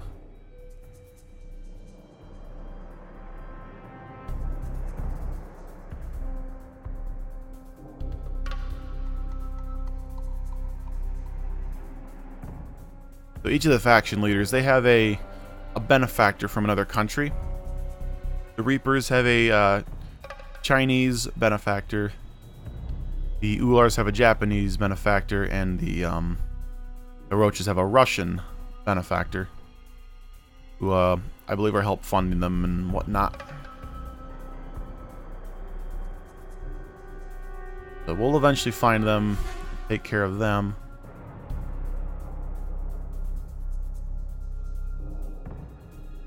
So here's a mission called Breaking and Entering. I'm just gonna sling over here. We're gonna get this laptop in here. I'm gonna do a little interesting. Oh, I missed it. I usually grapple the top of that when I'm dropping down. I grapple the back of this building. I get right into it. Then I just grapple these guys together. Save on ammo. And I duck down to avoid the gunfire. But they don't get too far in here before I already got it transferred, and I can just sling right out of here.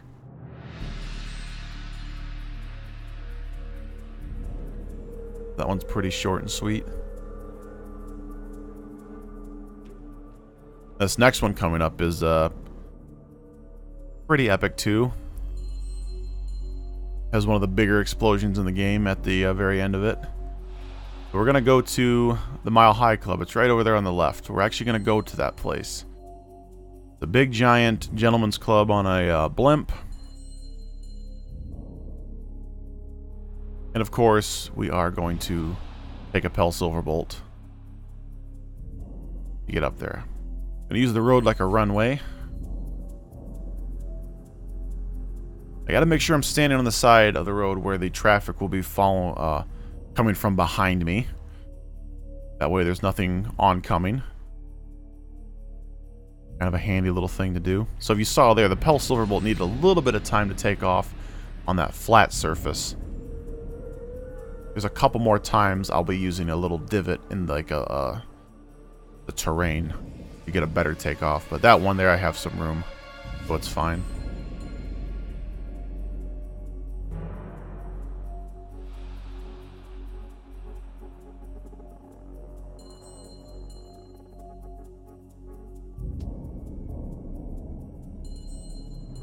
So once we're up here, take this guy out real quick, and we're gonna deactivate this laptop or hack this laptop here. Duck down to avoid fire. I gotta do that really quick or I'll get shot at. Super sling over here real quick. If I do that fast enough, that laptop won't actually spawn, but I can still hack it. But I didn't get it. It's called the invisible laptop trick. Once that's done, I'll grab some ammo there and we'll drop in down here. Here's the third one. Then we'll just duck down to avoid the enemy fire. Kind of protected here. So after that, the military decides they want to blow the place up. So I'm not going to let that happen. I'm just going to grapple these guys off because it's faster and saves bullets. Then I have to shoot the mountings to get the bomb to fall off. So we're going to fall down with the bomb. And we're going to watch a nice, sick explosion. Boom.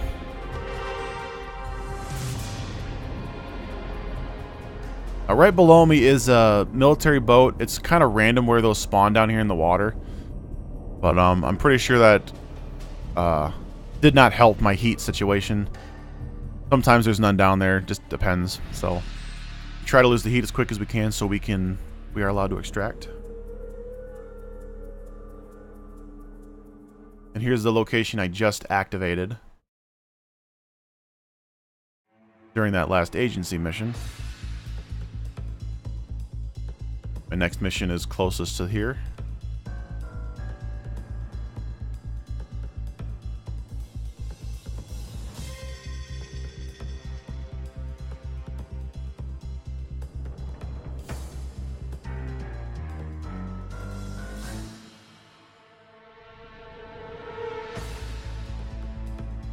Here we're going to do deactivate some bombs.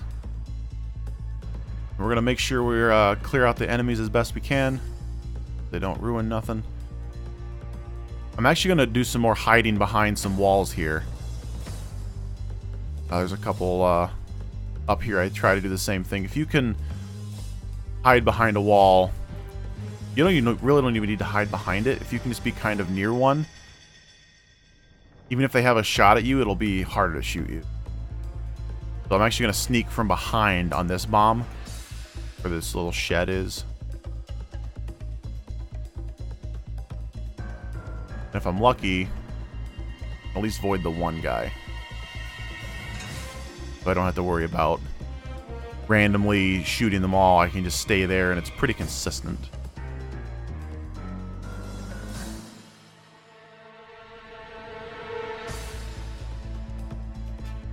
Cut across here, it's a little faster to just go through the forest. I also lose the heat, but I don't have any vehicle backup to try to shoot me.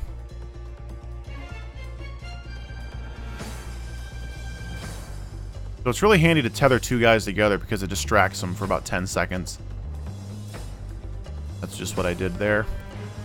I'm going to hang under the bridge to avoid some more heat. Once again, to distract from the vehicle showing up. So here, all I got to do is grapple these two guys together. And I can hide behind here and the other guys won't see me. A very consistent way to finish that mission off. Try not to hit the trees.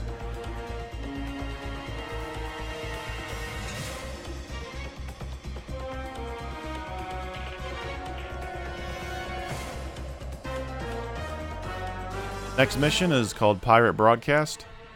I need to get all the way up to this giant broadcast tower. Actually, I'm going to use a Pell Silverbolt. Surprise, surprise. This one's a real tricky takeoff.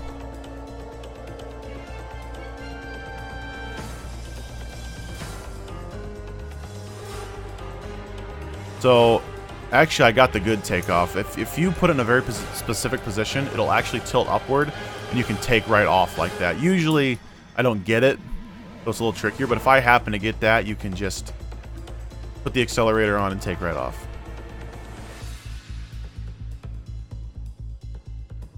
We jump right off on the top here, take out who we need to take out. I'm going to hack that to align the dish so it all points at the top. I'm going to try to quickly do that for the other ones. When you got to go around the other side. I got to be real careful on this fourth one, though. Because there's turret guns. I'm actually going to jump over to a specific location and make sure I can take one out real quick. And avoid the others. I'm going to do something real neat here. Another cool little tower climb, little vertical scaling. So they want me to plant some bombs on this. They're bombs that they give me, so I don't need to have any bombs in my inventory. That went really smoothly. It's kind of tricky to do exactly what I just did. If you go up a little too high, Rico starts free falling. So staying out of the free fall while I'm higher up above something is a really tricky thing to do. That's kind of what you have to do there.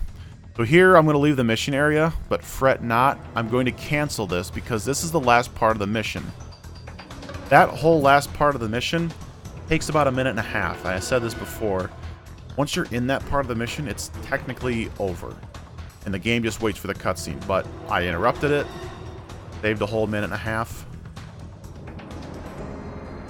That was a great discovery, for sure.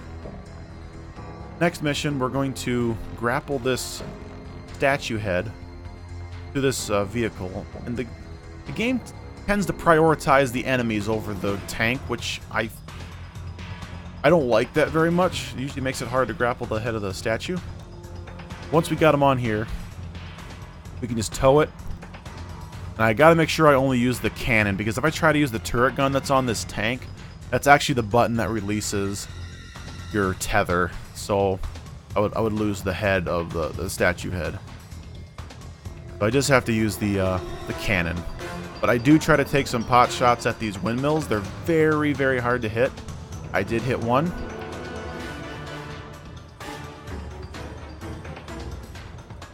Then I also hit this propaganda trailer for another 1,000 chaos points. Right there, so why not? Sometimes I can get 2 or 3 of them wind turbines, which is pretty nice, but take what you can get. Sometimes I can get the head caught on stuff there, and it makes the end of this mission really bad.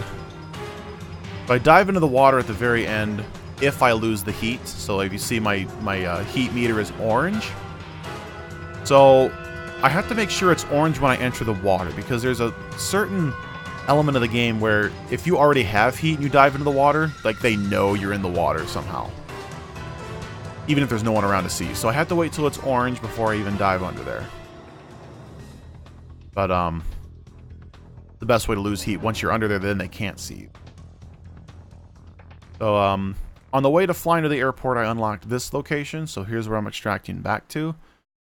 There's a mission right down here. Once again, this is a mission I can't just fly to at a certain point because there's no place close to it. So we'll extract back to it like this. This is called One Deadly Sin. Okay, this actually might be the shortest mission of the game. I was trying to remember. All I have to do is fire a couple rockets at this car. And that's it. That's probably the shortest mission of the game.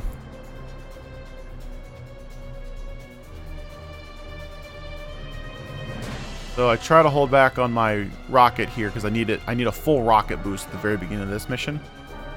Also, I get a full rocket launcher refill here. I messed up my initial sling here. I usually try to do this in one shot to climb all the way up to where that hacker is. I need a full boost to do that, but we messed it up a little bit. But it's okay. We still get up here in decent time. Pull out the rocket launcher. I'm going to shoot these 3 guys here. Efficient to do that. There's more rockets up here, so I can do whatever I want with the rockets. I'll always have a refill.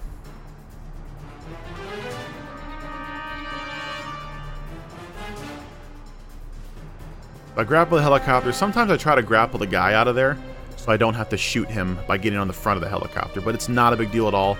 Right now I'm waiting for the guy to hack that thing, so it doesn't matter. Like, I got some tolerance, some leeway here. And there's no pressure, per se. So now, there's going to be 3 more helicopters that spawn. If you wait just the right amount of time, the second one spawns immediately. Maybe it's random, I'm not sure. But once you get all 3 of them done, I still have a long time to wait for him to finish hacking that. So I'm going to take out some statues. I take out a good handful of them because I have the time to do so. I just got to make sure I don't go too low or I'll exit the mission area.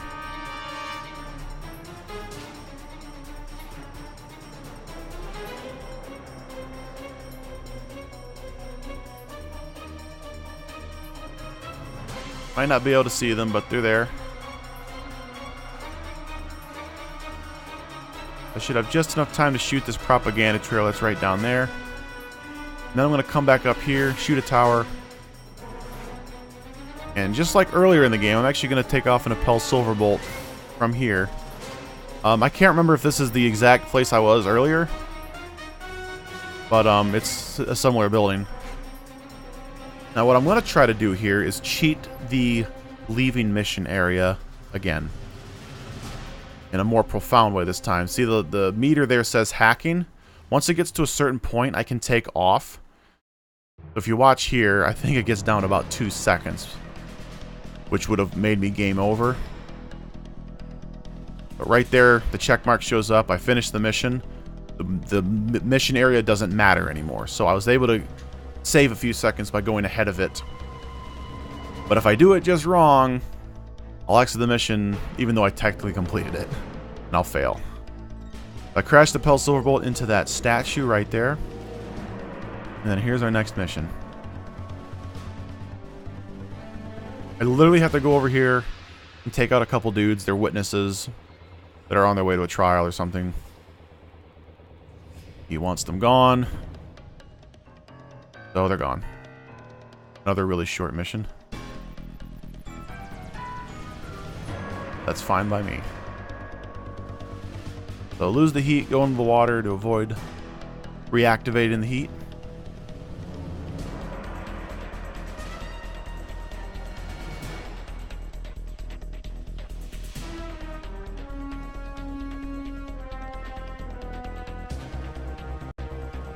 Funny enough, this music is actually the heat music.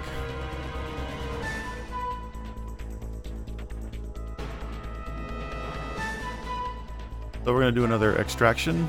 Back to do the third stronghold takeover for the Ular boys. Going back to that location activated near the beginning of the game.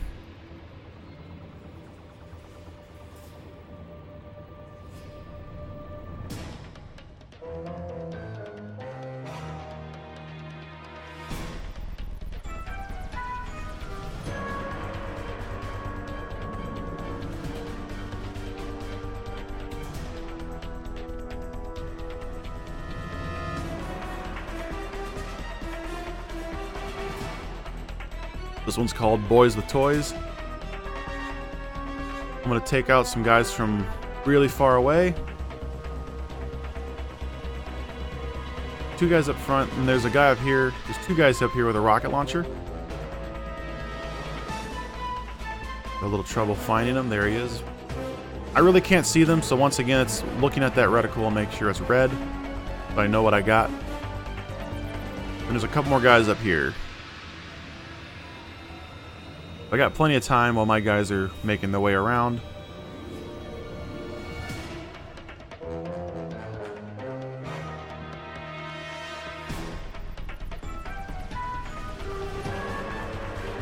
I gotta be careful here. Make sure I don't go too far ahead. Because my guy can actually get stuck on the bridge. Like, I think if I'm too far away in the next sequence, like the next checkpoint shows up, I think that might be it, but he'll actually stop on the bridge and he won't move. Even if you go back to him, you have to hit him with your grappling hook to try to get him to move. So I stay here a little bit to make sure he continues to move when the door opens.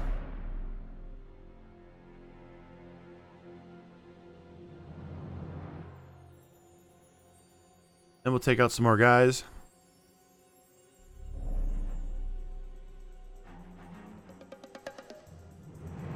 Grapple these guys together, they'll fall, and that takes care of them. Our guy here, and we'll grab some ammo. Also, I'm going to blow up a SAM site while I'm waiting. So they work their way around and they tell me to open the door.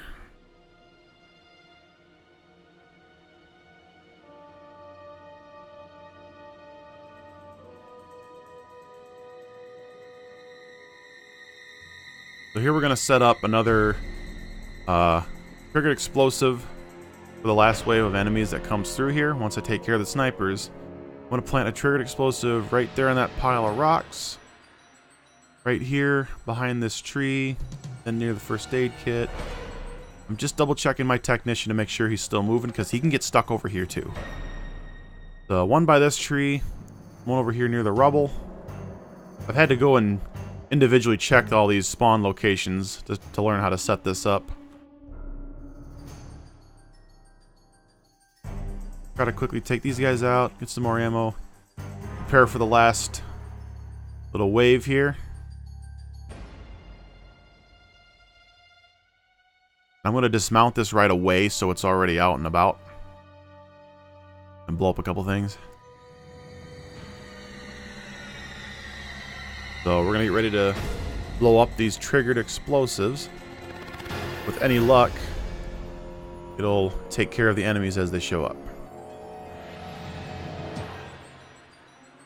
So once you do, you know you got it when these other guys show up in the vehicles. We take care of them. The stronghold commander is going to show up somewhere over here. Once again, looking for that reticle because I can't see him until he's a little closer.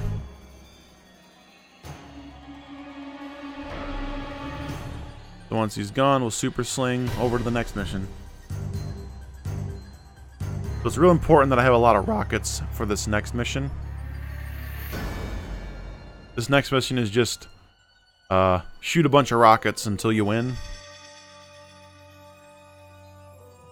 Have 16. I think it takes a little more than 10 on average.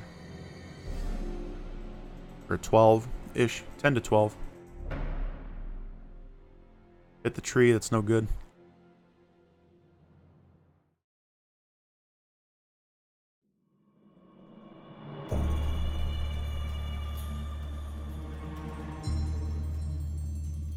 Very hard to get a super sling out of there because there's just so much stuff in your way. That one can be tricky. There's some more triggered explosives up here. I have a little time to grab them before the guys show up. They're going to come and try to blow up this silo. But I grab those and I launch myself up here just at the right time. I'm just going to blow up the 2 vehicles, which will also take out the guys around them. If I do it just right, I only need 2 for those. Then here we need quite a few more.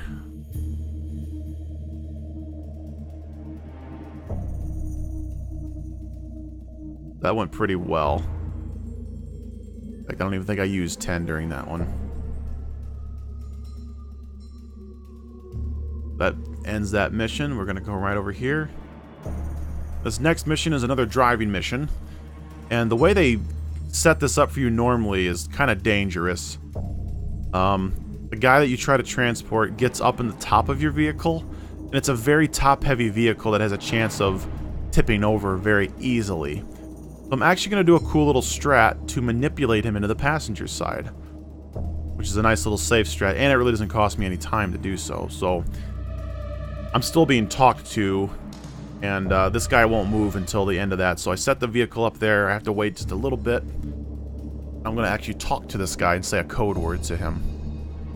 And right when I do, I'm going to get up into the turret where he would usually get, stunt jump, and then get in the vehicle. So that makes him get into the passenger side, so he's not precariously, you know, on top of this top-heavy car. Him shooting at the enemies with the turret gun does me no good. So there's just no point in having him up here. Even if it tips over a little bit, he'll fall right out. Or if I just roll over, he'll fall out. And it's no bueno. I'm really glad I discovered that little safe strat. Helps me out a lot.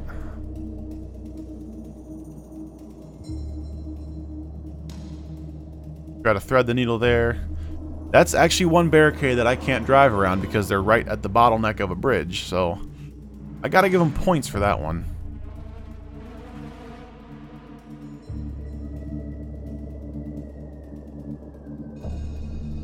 So a simple driving mission, making sure I don't have too much heat behind me. They can blow this car up too. Things get really bad, I actually will stunt jump up onto my on the vehicle and take them out if need be. So right at the end of this mission, I got quite a bit of heat, so I can't extract, but that's fine. I actually use this to go over here and unlock another location to extract back to. So right there, I just started losing the heat. And by the time I get over here to the marker, I have just a little heat left to lose. Actually, sometimes I believe I get here and I've already lost all the heat, but not a big deal. In fact, I just gained a little bit back there. I must not have slung in the right direction. But unlock that location, we can extract right out.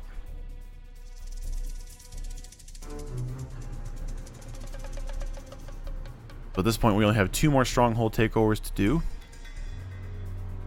I think this should be the 8th one. There's 9 in total. There's 3 per faction leader.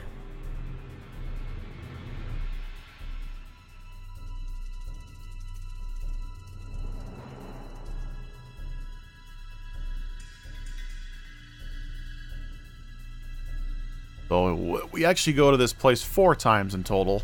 Because at the end of the game, when you find out where the dictator is, you get to pick one, and she's actually the closest to where I start during that mission, so I guess she's my favorite due to routing issues, or routing reasons. I go to her first, I go to her last, go to her most. This is Chemical Compound. Go ahead and take out these guys here real quick.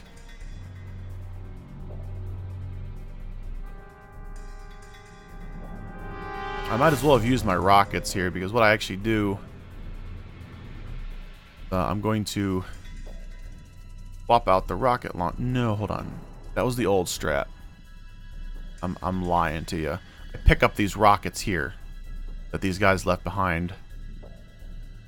That's right. Yeah, okay. There's an assault rifle down there. I used to pick it up because I was usually out of rockets, but I did route that different. Okay, so we grab the rockets. This mission does require a lot of ammo. So I guess it is a little bit chancy that I do the thing I do now. I try to look for SMG ammo as I go along. If anyone has it, I go for it. They really need it. You can tell by the way they're holding their weapon what kind of weapon they have, so I can tell right away. Also, there's always a demolition officer right over here, and they always have, not always. This guy always has SMG. That's handy. Blow up some more barrels.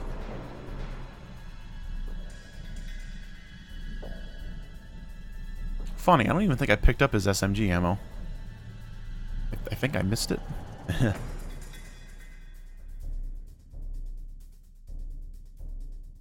So if I'm running kind of low on ammo, I might tend to take some of my enemies out by grappling them, just like this. That's what I ended up doing here.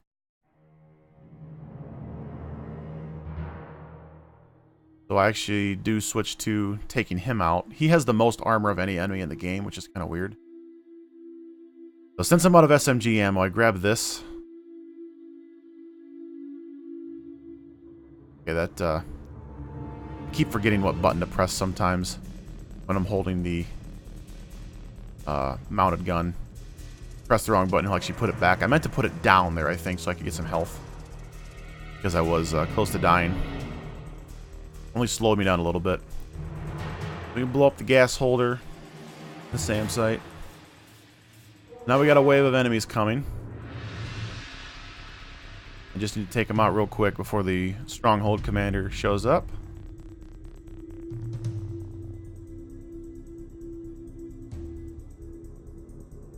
Then there's another wave of enemies that actually shows up after this, but they immediately get taken out. In fact, yep, right there. Probably saw them. They just kind of, you know, die.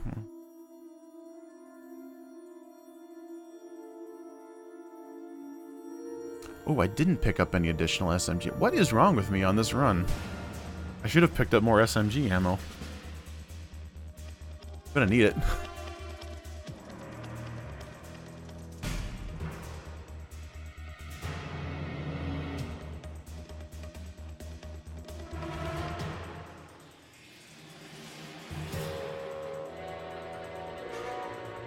So I activated that location a while back.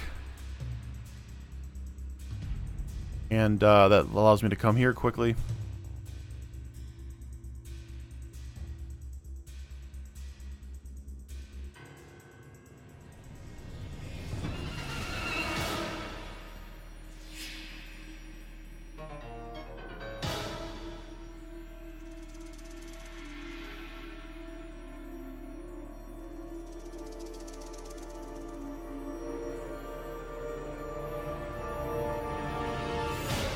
So now we're going to take over this place, and I'm not actually sure why. I don't even know what this place is. But not too concerned about it. Take out the guys here at the very front. I think I just realized I don't have a lot of ammo, so I'm being real careful with it.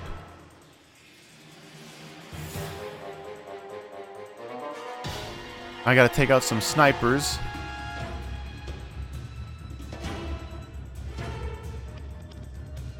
Gotta be real careful because they're pretty sharp shooters.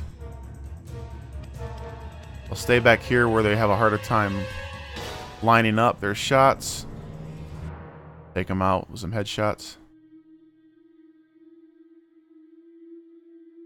There is some SMG ammo up here I can fill up with. The first part of that mission is definitely want to try to have more ammo than what I did.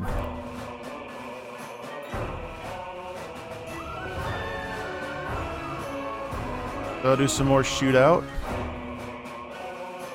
Get up here, a vehicle's gonna show up. I'll do a little cool swag trick here and grapple him out. That way I ain't gotta waste no bullets. There's a rocket launcher guy up here.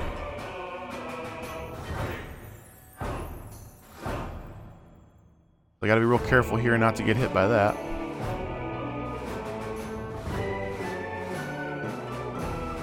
And I believe what I try to do here is to grab that so it stays there. I'm gonna use a few rockets here at the last part of this mission. But I think it disappears on me, but that's fine because there's actually another rocket ammo drop in that building. I think I only do that to save a few seconds if I can actually pick up that rocket launcher again, because it has some ammo in it. I think it disappears. I can't remember at this point. But I threw some triggered explosives over there. There's going to be some guys that show up. I just want to get them out of my way. I actually do not have to take them out, but if they put too much pressure on my guys, I can lose the mission that way. But we try to at least take some of them out to slow them down.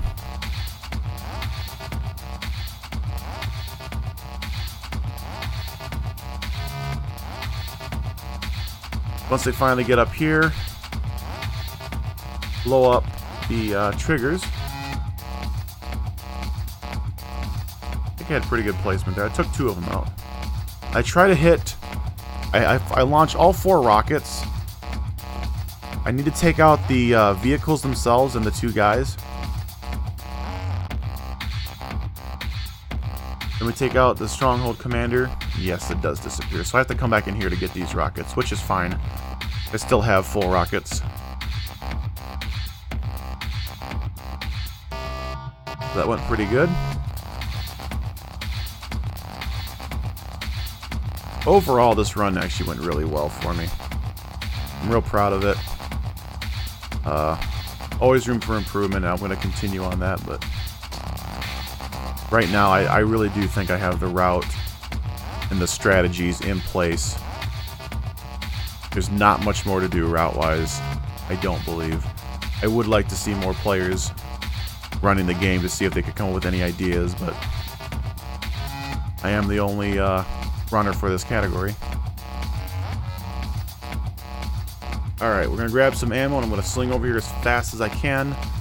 These guys show up and I need to grapple onto this car, so I need to get over here as quick as I can. I'm going to hijack the vehicle. I'm actually going to drive it all the way down to the beach. If they let me.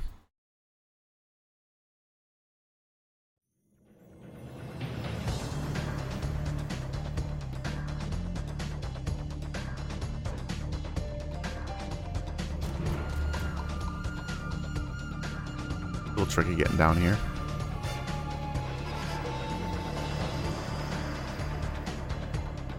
So I'm right now I'm downloading some information off of this officer's PDA, but once I'm done, I get right out. I'm going to come over here and get a Pell Silverbolt. We can upgrade it one more time. I do get it to 6 stars later in the run. We're going to be at 5 stars for quite a while. So another PDA cancel to wait for. And right there, hit the little divot and we're off.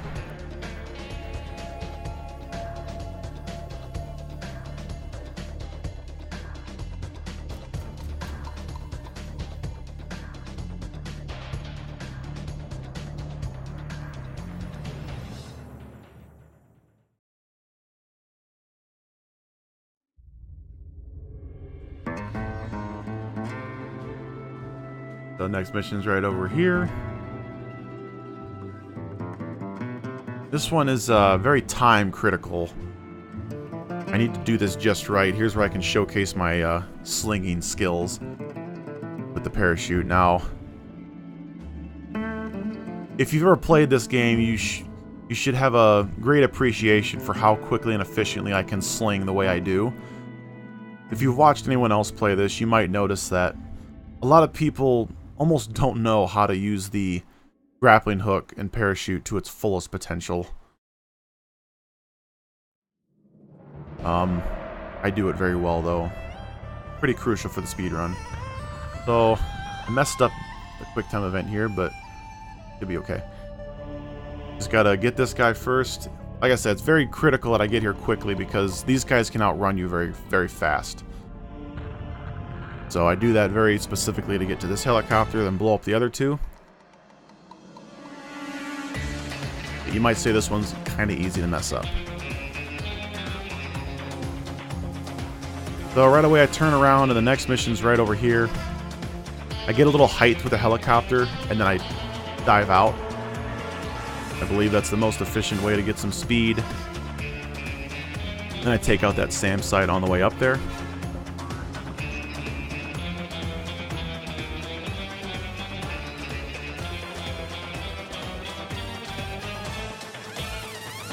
There's a very interesting thing I'm going to do in this particular mission. I'm not going to use a Pulse Overbolt to fly to my next mission. I'm going to use a plane they provide for me. There's 4 of them here they want me to take out, but I'm only going to take out 3 of them. The rockets. And to do that in one pass without landing is pretty tricky, so that was a pretty good take on that. Now, instead of blowing this up right away, I'm going to take off in it. The mission area is actually around this plane. So there's no mission area to worry about. It's, I believe this plane is faster than the Pulse Overbolt. But I also don't have to go to the menu and buy a Pulse Overbolt. So, it's a win-win. Next mission is over here. All I gotta do is crash the plane, and that'll end the mission that I'm currently trying to do.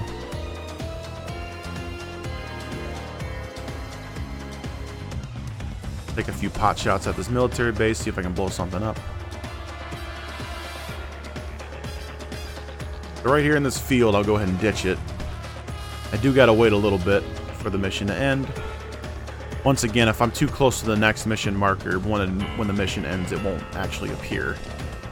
So, hang back a little bit. There's some triggered explosives that they give me. I gotta be really quick about doing this. I'm gonna fire 2 rockets at each of these, and I do it without landing.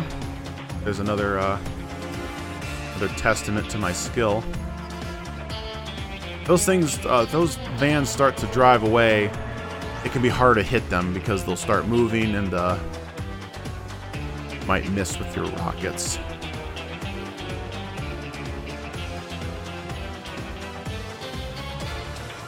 So here's another driving mission. This one's the most intense driving mission in the game. For the first part, this car is really, really fast. I'm going to try to use that as much as I can to my advantage. All we do is jump on it. Get it?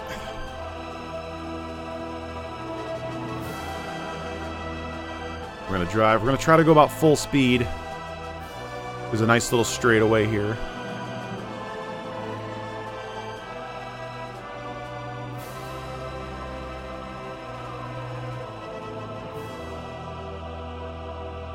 One wrong move and this car will just go flying into the air, and it's not pretty. You can just clip a car and it'll take you right out. So we be careful not to hit any cars. And I will slow down up here. It's very easy as soon as you start turning to wipe out. And much like the mission Political Debate, there's a lot of forest, there's a lot of sticks and logs. You do not want to go off-road like I just did there. But you can easily get stuck upside down in the forest. So sometimes when I'm heading towards a car and I don't have enough time to dodge it, I'll hit it dead on and just slow down. That way I don't get flung to one side. I'll just pretty much be, I'll just hit it head on and stop. So this guy decided to take a ride with me. I don't know if it slowed me down any. I don't know if the physics are that complicated or that sophisticated, but he wanted to join in on the fun just cause. That's fine with me. I gotta be real careful at the end of this. For some reason, the game likes to throw you around here as well, so I go real slow. I don't know what it is about this last part of this road. There's like a divot, and you just get flung. It's no fun. Right there's the end. I used to extract from here, but once again, it's usually faster to just fly to the next mission. One of the reasons is I couldn't find a good takeoff place, but slinging over here gives you a good Good place to take off from.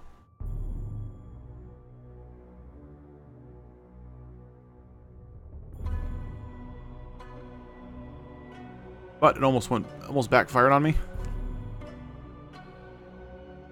Usually it goes better than that, but that was kind of a James Bond clutch moment there.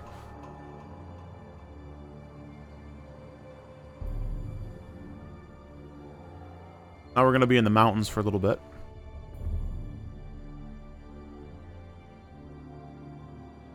So we're going to go to a really, really cool set piece in the game. It's one of my favorites. It's this giant satellite dish.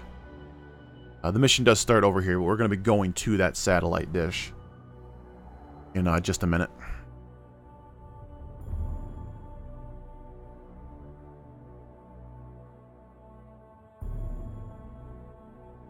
And I missed the marker. It's over here.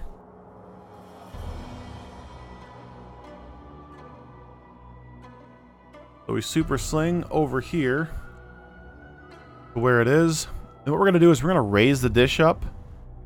And then we are going to blow it up. And as a little side mission, there's a character here named Lee Ho Fook. And he shows up to try to sabotage my little excursion here, but I actually have to take him out. So that's what I do. Here's the first room we go into. I roll in, and while he's still rolling, he kind of falls and gives me a chance to launch my grappling hook, which is a cool little optimization. So here comes this dude, and I can just blow him up with a missile. That takes care of him. We got to be really careful over here. There's a turret gun, and I missed my sling.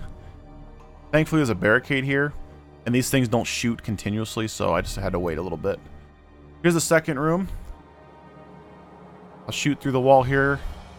I gotta avoid this helicopter. I used to hijack it to destroy the radar, but you can't destroy it until it's actually all the way up. It's actually faster to plant, I think, 3 triggered explosives, then fall down here, and I'm gonna get a Pell Silverbolt. I'm gonna use this bowl to take off. Like, I'm gonna come up over the lip of the bowl with my Pell Silverbolt. And then after I've completely left the area, I'm going to finally blow it up, because at that point it'll be at its peak. You can only destroy it when it gets to its highest position, so we actually got to wait until I'm over here. Then we'll blow it up. And as you know, cool guys don't look back at explosions, so you'll have to take my word for it that there was an explosion.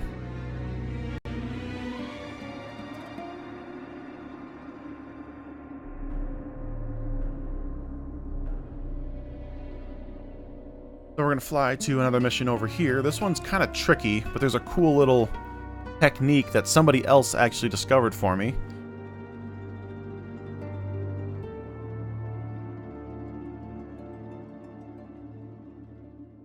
But when we start this mission, we need to drive this doctor down to a hotel to help heal and save this guy's life. There's a car down here, and there's a doctor. I'm going to take out, there's 2 guys around the vehicle we're going to take out real quick. But because this slope is so slippery, this car is very hard to drive on it. But here's the technique. I'm going to pop the tires. Don't ask me why this works. I'm not going to question it, but it makes this segment so easy. It's actually pretty hard to crash here now that I have the front 2 tires popped. I guess they act like skis. I don't know, but it doesn't slow your car down any. You can actually use the handbrake to a certain effect. And you really don't spin out. You won't completely wipe out. I got a little timer there, counting down. A good time is about 130 to 125. That's usually what I hope to get. I can't tell you what I got here. I'll have to wait and find out, but you get a 130 for your time. You did really, really well. But it's pretty hard to do that. Then once I get down to this hotel, we have one of the hardest shootouts in the game. There's rocket launchers, and there's a demolition officer, and there's just guys everywhere. I have to react to some RNG for their placement, and just how and what they do. It was a 126. That's pretty good. So, like I said, there's guys everywhere. We got to do what we can to take them out.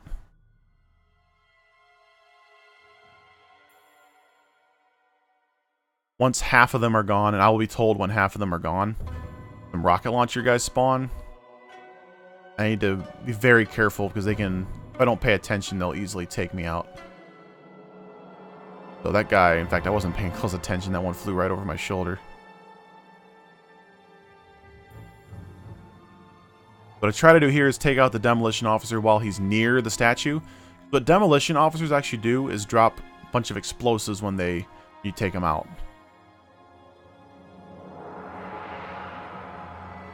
So that takes out the statue in return. So I grabbed some more rocket launcher ammo there because it's there.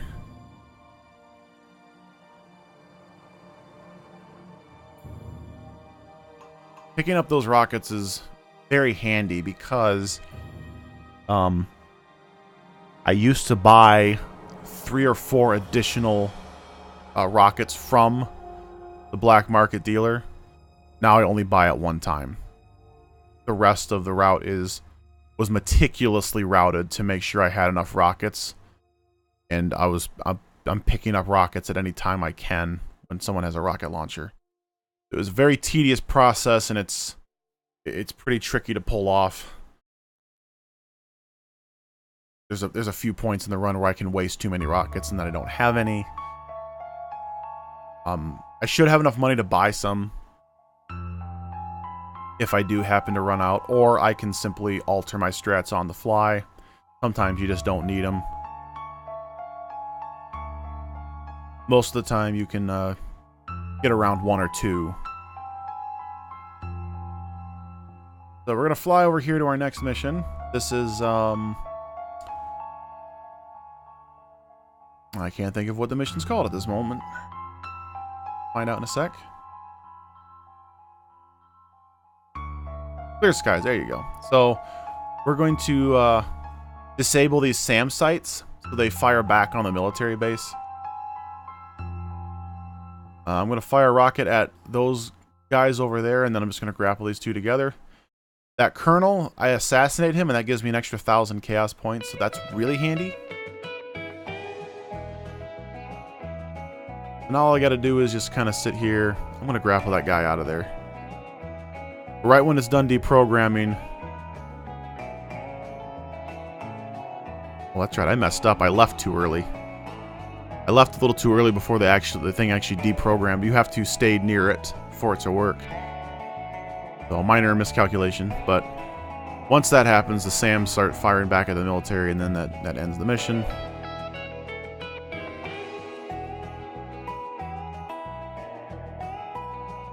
So the next mission's right in the middle of this bridge.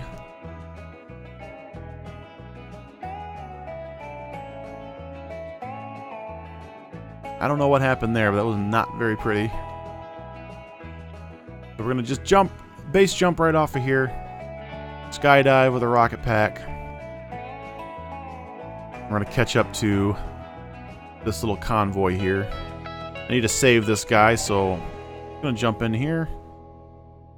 Now, sort of like the political debate mission, I'm just going to drive this down the mountainside. But very unlike the political debate mission, I can actually drive down between the roads. I can drive down between the valleys. There's a lot less to get caught on. So it's relatively consistent, and even if I don't do a great job, it's much faster than going down all these winding roads. So in just a minute here, we'll see that I'm going to actually drive down and take my chances in these little valleys.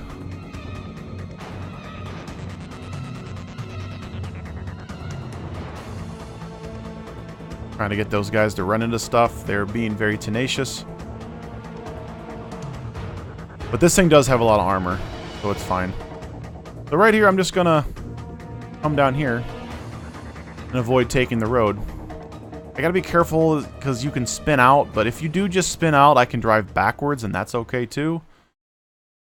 Not a big deal. I just gotta try not to hit a rock. You can hit a tree, that's fine, but some of those rocks, you hit them dead on, they'll stop you dead in your tracks.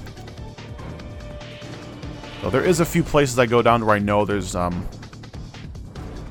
less chance of hitting a rock, but at the same time, the dynamic nature of the control scheme means that I am not in complete control at all times. The terrain and some of my control discrepancies are gonna get the best of me sometimes, so I just got to hope for the best. And hope I don't flip the vehicle over.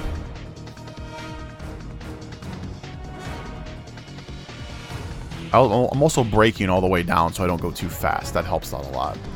So we're here at the drop-off point. If you look at the top left, you see some big curves in the map. And that's what I avoided. It takes a lot longer doing it that way. So we super swing as fast as we can away to lose the heat. I actually gained a little back there for a sec, which was unfortunate, but this is the longest heat in the game. You could actually stop and read a couple donations at this point because there's nothing going on until the heat finally disappears.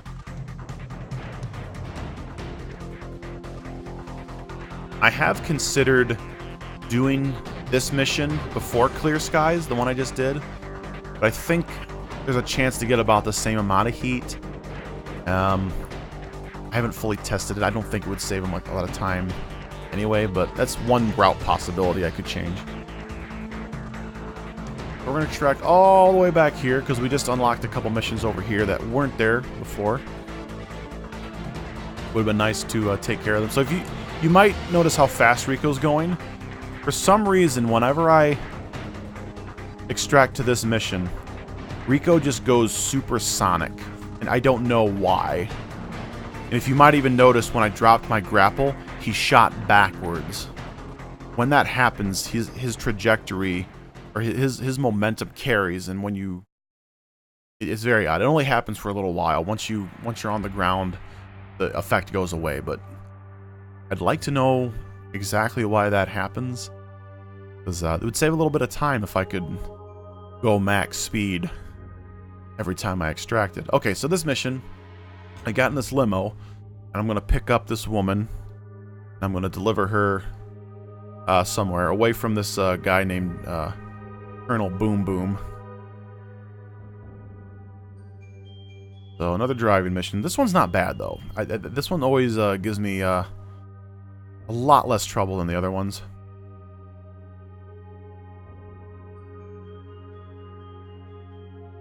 Except when that happens. So Miss Stacy's right up here. Just got to make a quick stop. And I wasn't quite close enough. She gets in. Now we're going to take her over here to this drop-off point. And we're actually going to run into Colonel Boom Boom along the way. And he's going to fire some rockets at us, but he's pretty harmless.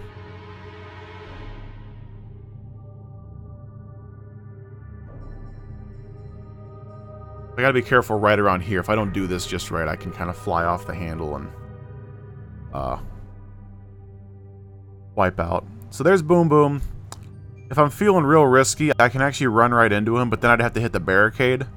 We're just going to go around it like we've been doing, because it's a lot safer and a lot faster. I did wipe out here, unfortunately, and I'm not exactly sure why. I didn't think I turned it too hard, but I must have. So, a little bit of time lost there.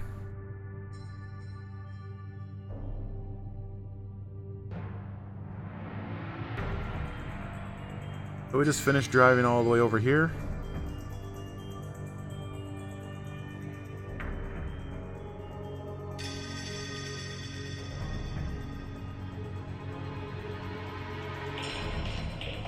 And we'll go ahead and drop her off.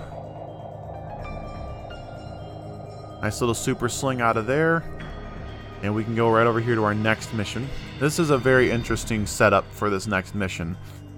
There is a risky strat that's faster, but it's very risky.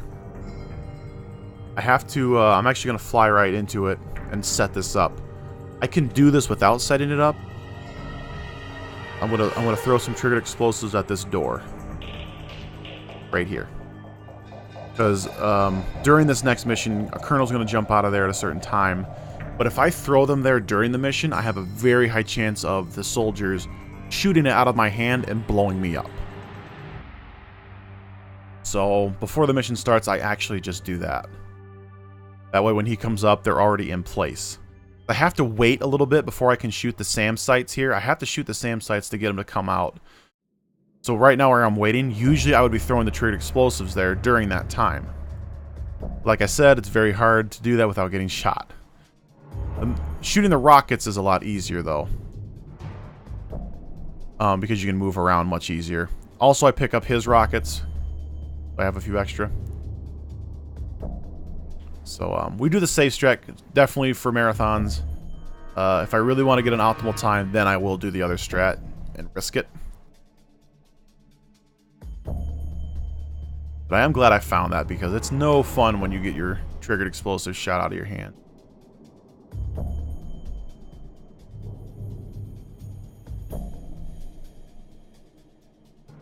Comes our next mission. Way over here is actually one of the longer flights. This mission is very, very isolated. There's really no place for me to fly to prior to that wouldn't waste as much time. I just have to bite the bullet and fly over here and take my time.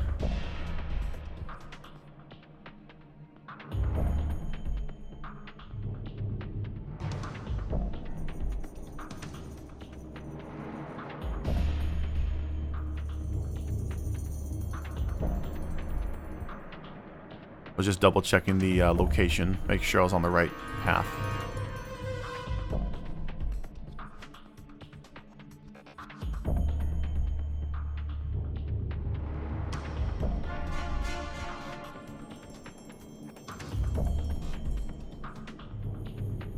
Right here it is.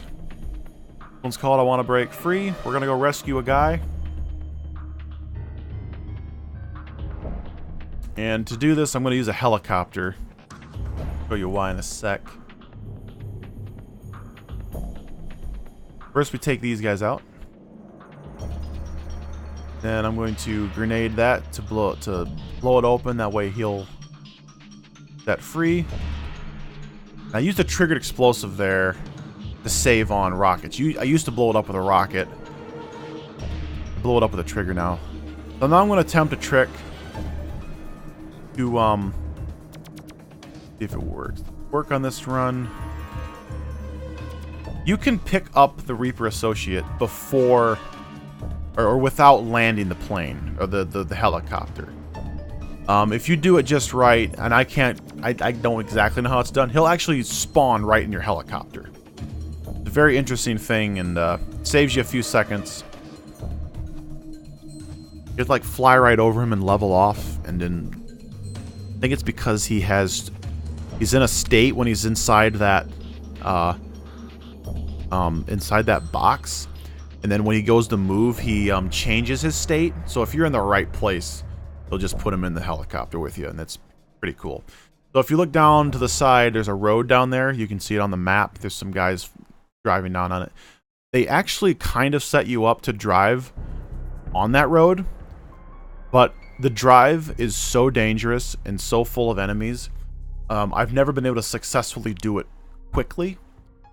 So doing this strat is not only a little bit slower, it's super safe. Only if I ever go for a super optimal run will I do that, because you can save 15 or 20 seconds, but it's almost not worth it ever. I try to super swing out of here as fast as I can and get into the water. If you hang around for a second longer, you'll keep your heat at the very end, and that'll just waste some time. And as I mentioned before, if you go in the water with heat, somehow they know you're there, and then you won't really lose it. Or you won't lose it for a very long time. So we executed that one pretty well. Come back up, do an extraction. we're going to do one of my favorite missions in the game. This one's called River Runs Red. The reason it's my favorite is because they have, what they want you to do is get into this boat and hang in the turret gun for most of the mission and just shoot things from the turret gun. But there's nothing stopping you from getting out of the boat and running around to do the mission and blow things up, and you'll see here in a sec what I mean. Here's the boat. You do have to get in it to activate the boat to go, but then I just get out and then I do my own thing. There's a couple ways this mission can go down, and it really doesn't matter how it does go down. I'll show you in a minute. I'm going to get down over here to this beach where there's going to be a helicopter that spawns.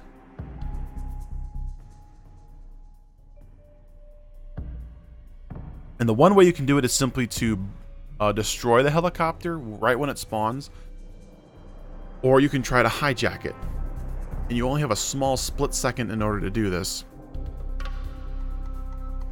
So in this very specific position that I had to really practice, you can shoot the guy out. And I wasn't able to shoot him fast enough, but if you do, the helicopter will land back on the ground and I can hijack it and use it for this next part.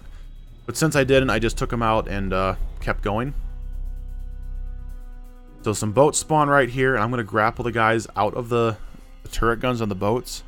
They can do a lot of damage really quick, so we get them out as fast as we can. If I had the helicopter, I would just be using that to blow them up. That works just fine as well. Another helicopter is going to spawn over here. Again, I could simply take this out with the other helicopter had I hijacked it. But I'm just going to hijack this one here. I got a little bit of time to do so. I got a few different things I can do. I could have just blown this up with a rocket if I really wanted to as well. Just what I feel like or what I think is going to work best for whatever situation I'm in. I tried to get up here. I went too low. But I did get here just in time to unlock the floodgates. There's another control panel over here. Silver sling over here. Try to grapple this guy or shoot him. We'll open up this one. Now the boat can get through. Once again, I'm going to grapple onto the boat. I'm going to get in the gun, because that's what they want, but then I'm going to get right back out, and we're going to have some more fun.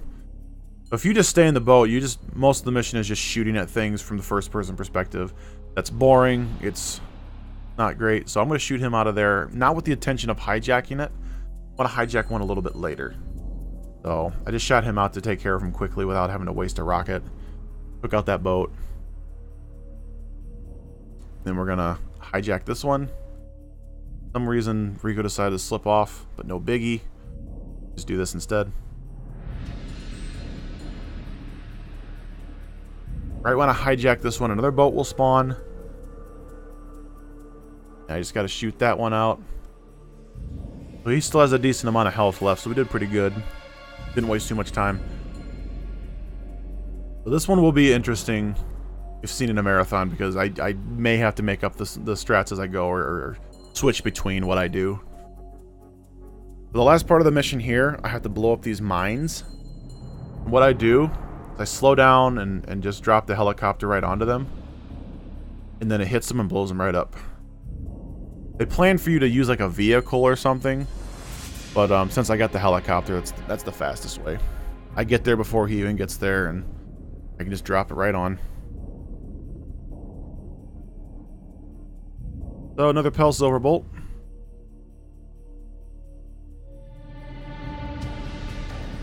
I haven't been keeping count, but use a lot of them.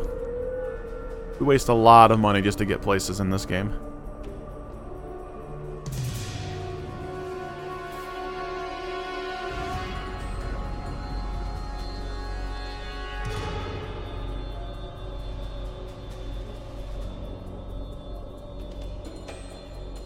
Now we're in the desert, gonna fly over here to...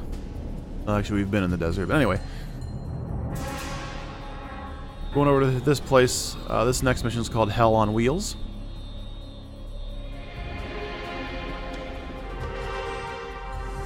Bullseye.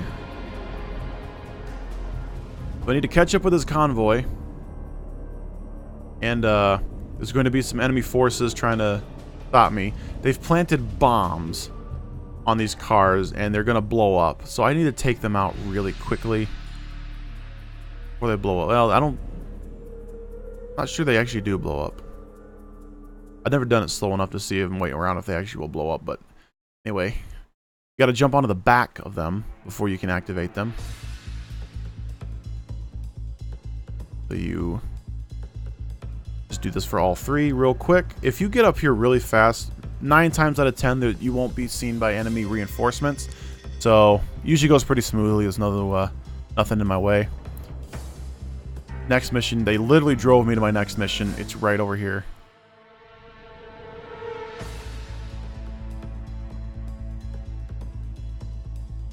We go right to it. This one we're gonna blow up an oil rig. And this guy's already taken off as soon as I get over here. Depending on how fast I finish the other mission, because this is on like a global timer when you enter the place, or it's on a timer when you enter the place. So if I get here fast enough, I can hijack this right away.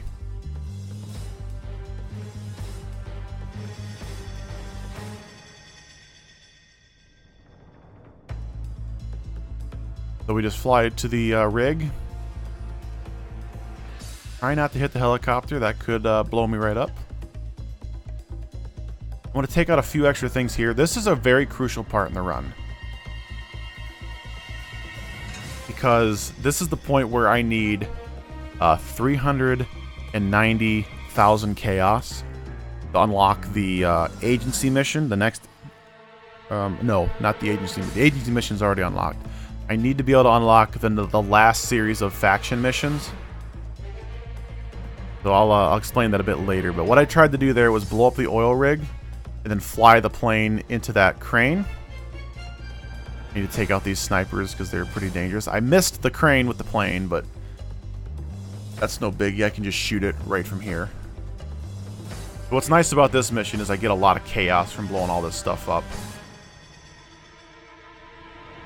Come down here, and I need to be careful. And sometimes this helicopter spawns, sometimes it doesn't. I back up so I can avoid him and then just take him out. So it cost me a bit of time there, but okay.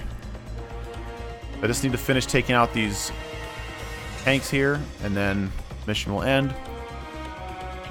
I just need to get back here on the helipad. We're gonna do a... I believe this is kind of a risky Pell Silverbolt takeoff. What I gotta make sure I do is I pull back on the control stick when I take off, and hopefully the little lip at the end of this will pick him right up. Sometimes the nose dips down and I don't have enough time to pull up and I'll hit the water, in which case I think the backup that I've had for that is to activate this harbor and extract back to it in that case. Unless I want to try again with the Pell Silverbolt. Anyway, we made it. We're going to get back here.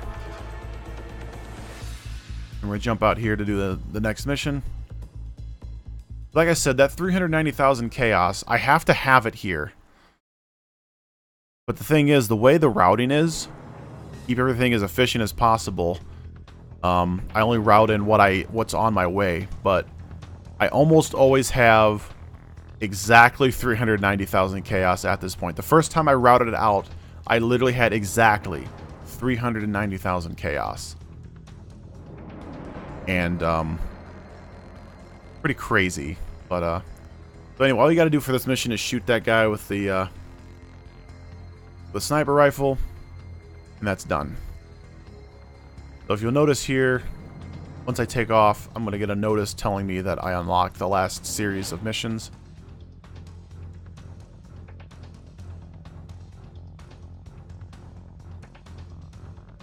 I don't know exactly how much chaos I have, but it's definitely only a little bit over 390,000. So that's how tight the routing is. It's just worth pointing out how meticulous it is to get the routing to be like this. But the only reason I do this is that, like, if I don't do it, it's fine because I can simply fly to the agency mission. It's just a little farther. I'm going to fly to the faction mission that was just unlocked, which is closer. And then I'll go to the agency mission. But if I do the agency mission first, then the faction mission will definitely be unlocked.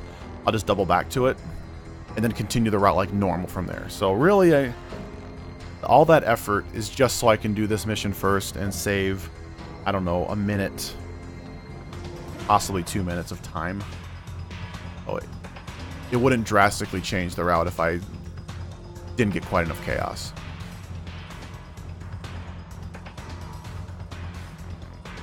So mission's right down here. All we gotta do is blow up some cars.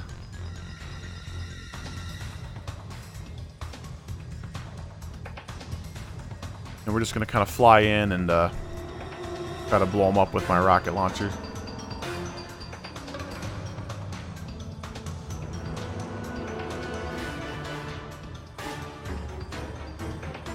There's one down. And I don't have to shoot the actual car. If I end up shooting the one next to it, the explosion will still get it, so it's pretty easy to just shoot these.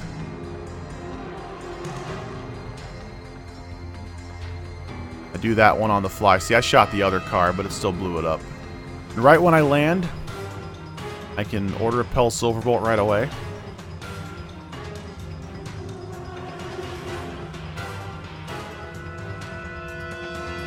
If I remember, I think I fly the wrong way here. No, I'm good. Sometimes I get disoriented and fly the wrong way, but next mission's over here.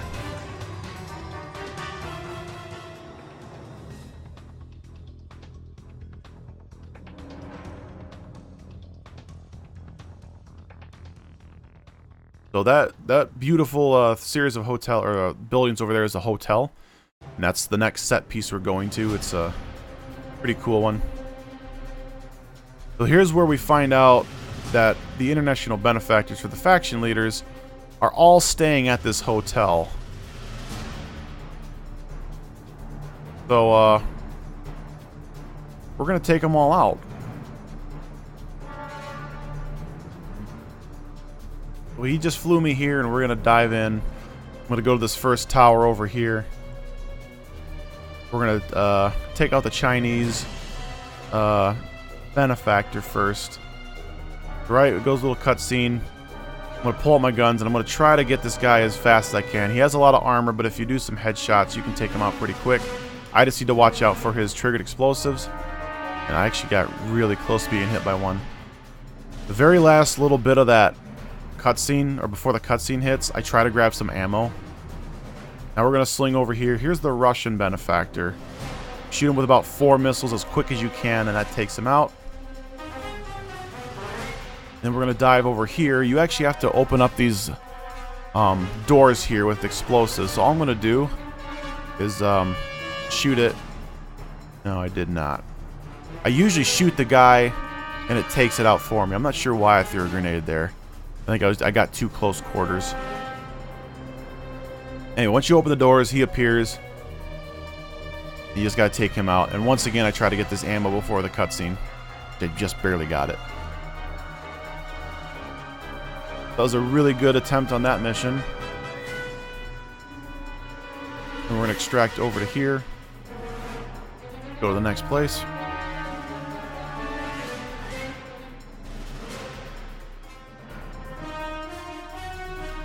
I'm going to take off from the helipad again with a Pell Silverbolt.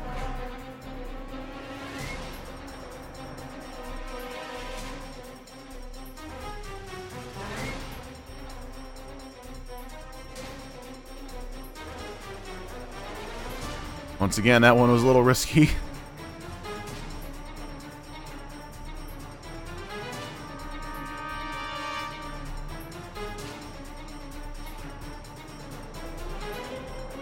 Next one's just right over here. On this dock. All we got to do is go to this bathroom door and get information from a guy's PDA. So let's quick super sling over to here to where it is.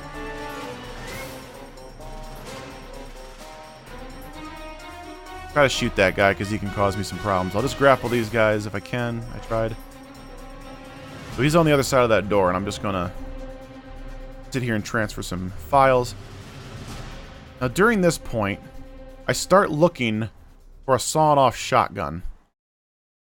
The last part of the game... Yep, I found one. Sometimes I do, sometimes I don't.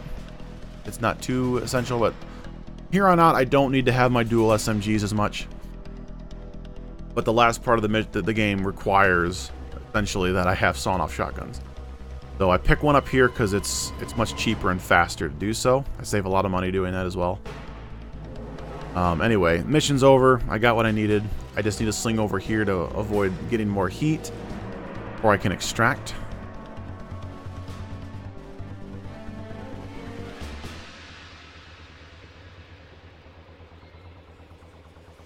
So here's the location that I unlocked after the one driving mission. Go right back to it.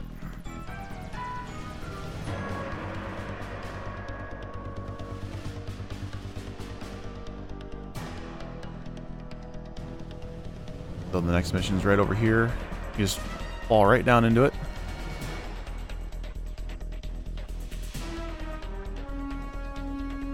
This mission is very tricky to do optimally.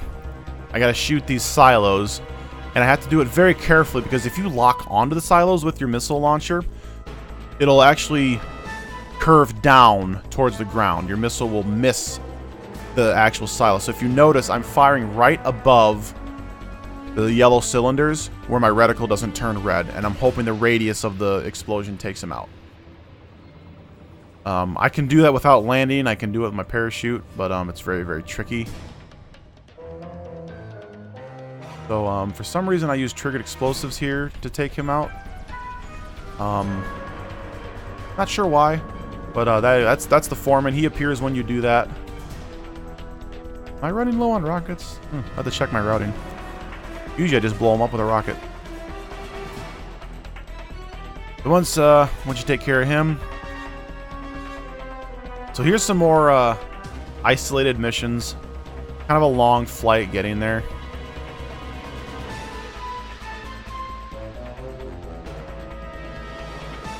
So we're just gonna have to do it.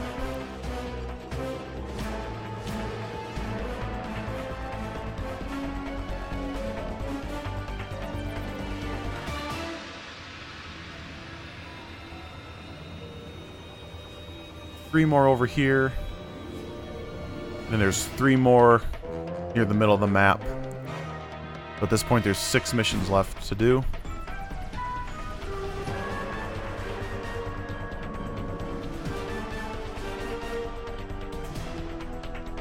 Kind of double check where I was at. Sometimes all the islands kind of look the same.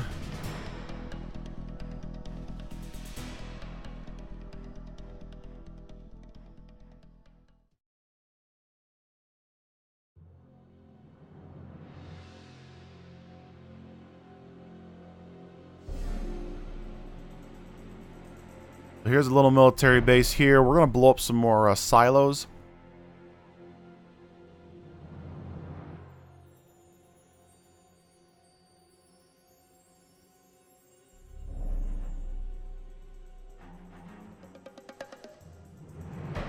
I need 5 rockets. I wonder if that's why how many rockets I actually have.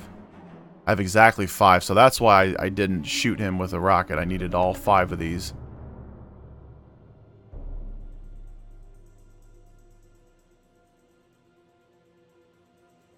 We gotta shoot these in kind of a specific way, because sometimes they don't blow up right. You have to be kind of close to them before you fire. But I did it without landing, so that was a really good take on that mission.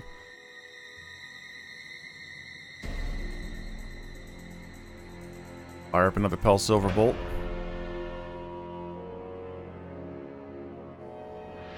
There's some rocks at the end of this, or a little hill. And actually didn't need it, but sometimes you hit it and it flings you right up and it's actually fine. So there's little danger in taking off from that position. If I was a little closer, I would have actually hit that bed of rocks and it would have been okay.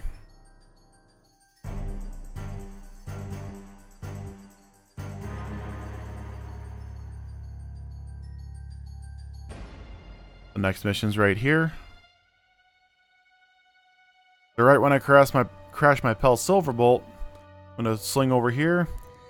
I'm gonna buy another one.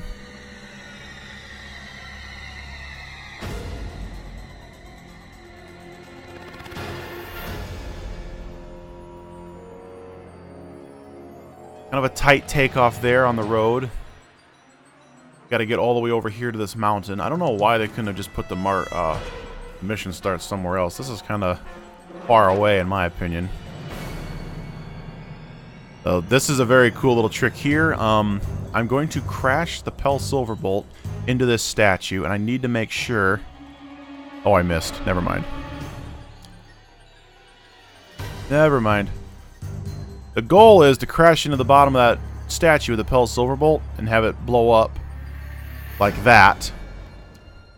Then the head lands near the helicopter. So, yeah, we'll try for that next time. But I need to make sure to hit the statue at the bottom, because if I hit the top, it'll blow up differently. The statue will actually demolish in such a way where I won't know where the head goes. If I hit the bottom, it'll topple over straight forward. So that's if I can actually aim and hit the thing with the Pell Silverbolt. So we take it off with a helicopter and we head straight down here. We gain a little speed by going downward like this. But this helicopter does end up giving me a lot of trouble. Sometimes it does, sometimes it doesn't. Best thing to do is just kind of pull back and send a bit. What you can do is make him kind of go under you. Then he'll have a much harder time hitting you.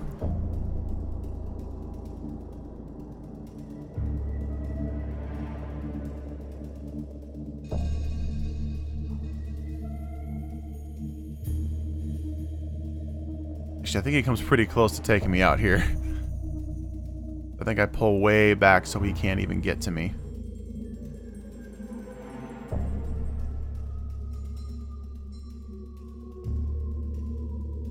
This can go a little bit better.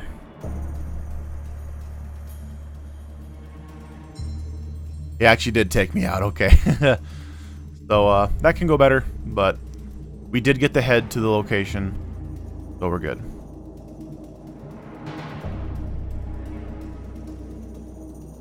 Next mission is right over here, so we can just make a quick sling. Get there. This next mission has a very interesting aspect to it. There's a boat I need to destroy. But it's really hard. You can't just shoot missiles at it. You can't just shoot it with the boat's turret gun. You have to get up on it and take out the driver. The main goal is to take out the driver. But destroying the boat is kind of out of the question. It's just really tricky to do. But it's also... they put 2 turret guns on top of this boat, so you can't actually stunt jump it unless they're both gone. So it's very difficult to press the B button to do the stunt jump, because when you do a stunt jump, Rico will plant himself on it, and then you can't move around. You get stuck on it and you're in the stationary position. So what I'm actually going to do is manually stunt jump. I'm going to jump on the top of this boat and land on it just right, and trust me, this is very tricky. So I'm not actually stunt jumped. I'm free running on top of it, and then I just grapple the journalist out of there, and then that's mission over. So that went really, really well. It doesn't always go really, really well, but I've gotten a lot better at doing that manual stunt jump. So I'm climbing all the way over here to avoid heat, but also for one last missile drop, or a rocket launcher drop. I discovered this pretty recently, and it saves me time and money having to order more rockets. So since I have to lose the heat anyway, I might as well make my way over here.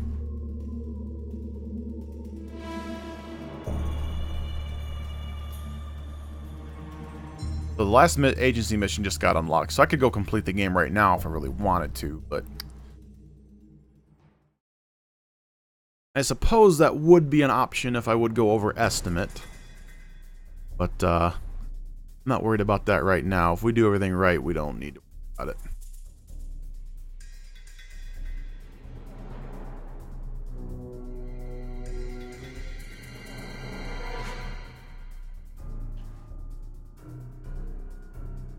Now we only got 3 more missions to go. This one's another driving mission. I'll check in the menu. We're gonna drive this truck full of food to a location, and just like the stranded mission, I gotta make sure I keep 3 of these crates on the truck. Like I can lose up to 5.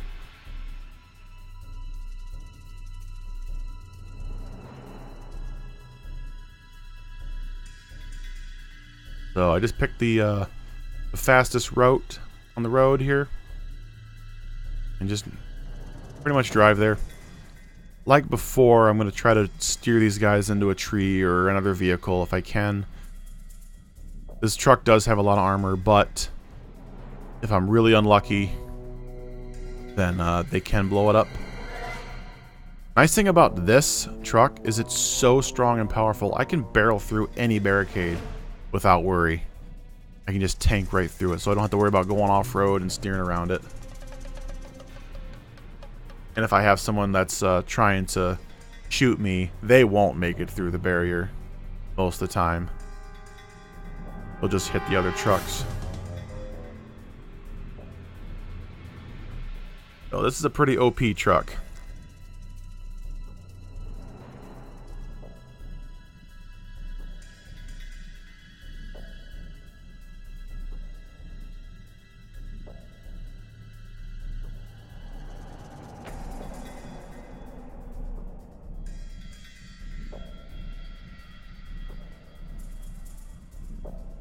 We got a couple more barricades to run through. One right up here. No problem.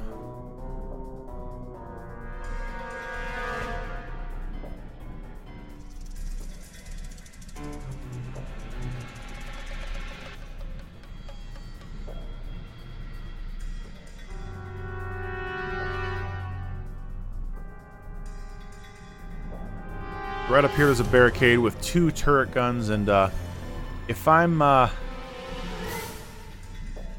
starting to if I think I've been hit too much, I'll actually stunt jump my vehicle and grapple these guys together, because those turret guns do quite a bit of damage. So if I start, like, you'll see the vehicle start to smoke. If I'm at that point, I'll definitely take those turret guns out to avoid that.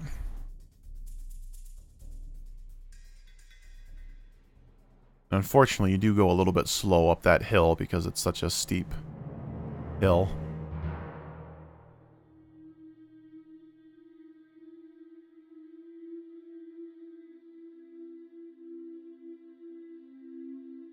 So drop-off points right over here, and our next mission is one town over. I was a little too close to that truck.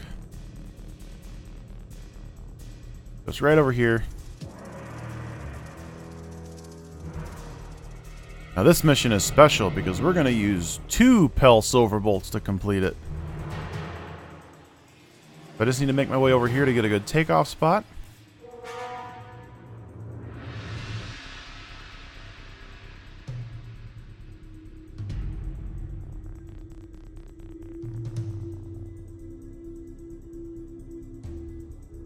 We need to fly all the way up here to this research facility, all the way on top of the mountain.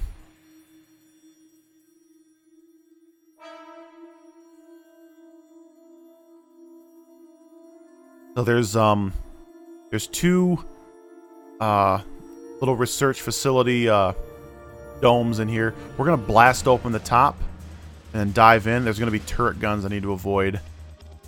I believe I messed this first one up, though. Oh, no, I got it. Got it just fine.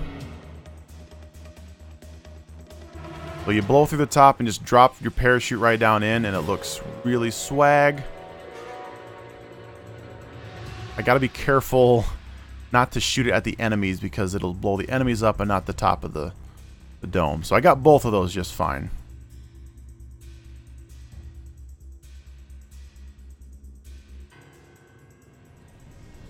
But it is very tricky because of the explosion. That's, you know, you get really close to your own explosion. So here I'm going to go ahead and buy another sawn-off shotgun, so I have 2 of them, and I'm going to upgrade it all the way. At this point, I have enough weapon parts from the missions to do that. You only need 75. And I decided to do this on the fly when I was running this doing this particular run. But I thought it was a good place to do it because when you call the black market, there's a small cutscene that'll play. But if you summon them right again, you'll skip that cutscene. So it's best to get that sawn-off shotgun there, I reckon, because it's just more efficient to do more at once. So I don't have to do it later and watch another small little cutscene that you skip. So we're going to fly right back to where we started. There's a refrigerator down here. I got to keep these chemicals in there so they can use them later. Then we're going to go to the last faction mission in the game, and it's probably the worst. It's the most useless mission in the game. I really wish this mission was earlier in the game, because I'm literally going to fly halfway across the map to complete this mission.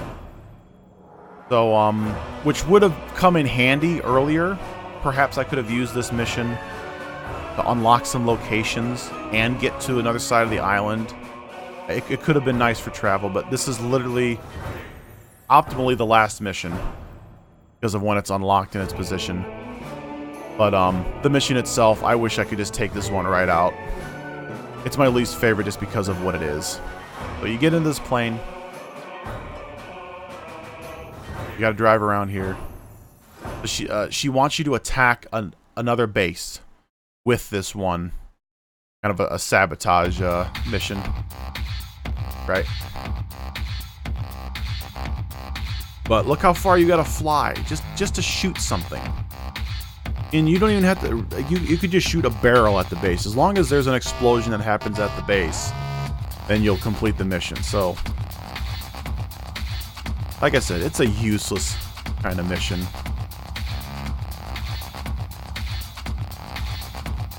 But we gotta do it. This is called all missions.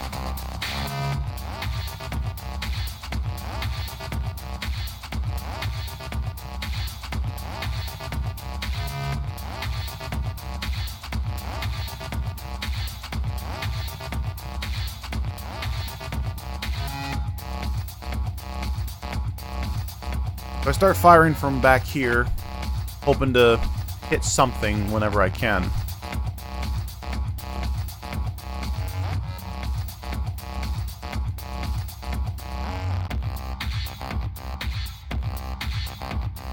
So once I see the check mark, I know I'm good.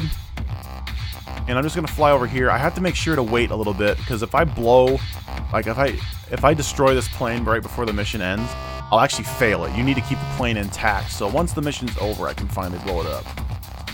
We just land right over here on this close mountain.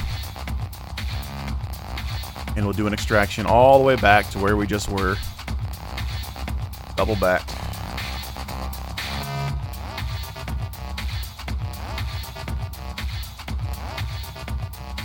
So we got one more agency mission to take care of. And we will be done. So we're actually back where we started, near the beginning of the game. And we're going to go take out the dictator. We're going to go to his nuclear submarine. We're going to have some real fun. So here's the part where we go back to, we're going to go to the Reaper's headquarters for the 4th time. And they're going to take me to where the little guy's hiding, where that guy right there on the billboard. He's the main villain. We're gonna go see him.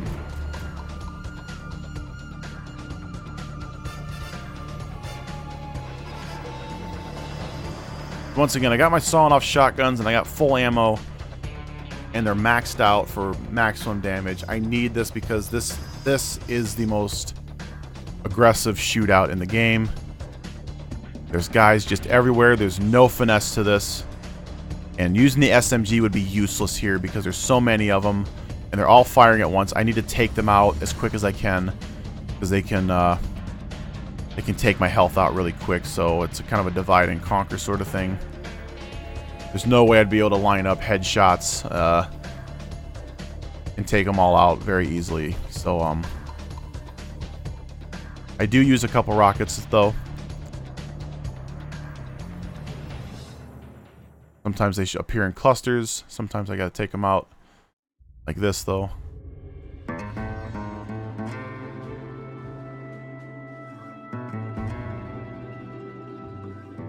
Just try to do my best to stay on my game, and if I aim well, one shot will take out the smaller guys, and then I can pull the trigger on both of them to take out a bigger enemy. There's some enemies have more armor around them. There's the last part of that. I need to make my way over here. So that happens. That comes through the wall. I need to position myself right about here. And there's a turret gun they want me to take out for the last part of this mission. There's actually 3 of them.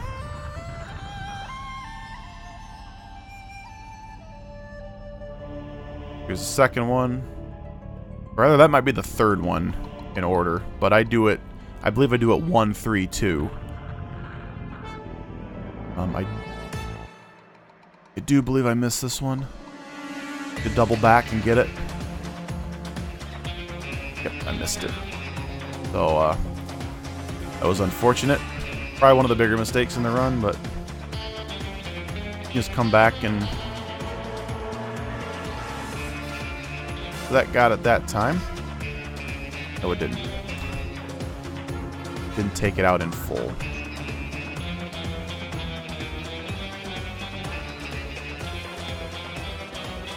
Once they're all 3 done, we go over here to this giant edifice, this towering face, and we activate this panel. The mouth is going to open.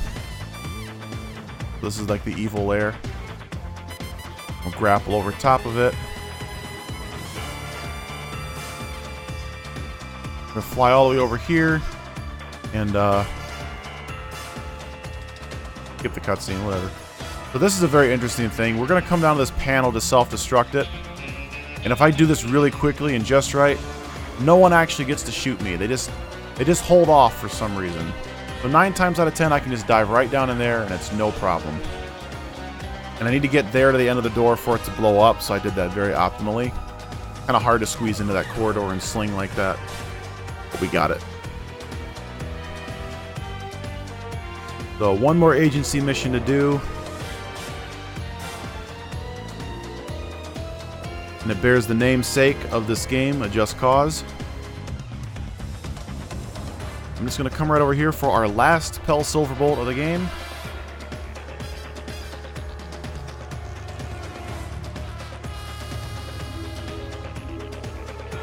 And we're going to take off to go to near the oil field.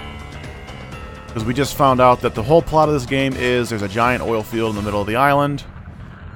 So, yeah, surprise, surprise. It's always oil. So there's going to be a nuclear submarine popping out of there. We saw it earlier, or it did appear in a cutscene earlier. So we get to see it in its full glory as it rises from the water. There's going to be 2 helicopters I need to take out. And I'm going to crash the Pell Silverbolt right into this first one. Boom. I'm going to fly over here and take care of some enemies. They're going to spawn somewhere right there. Then I need to take out this helicopter right there. 2 missiles. And hide for a second while it takes them out. Good.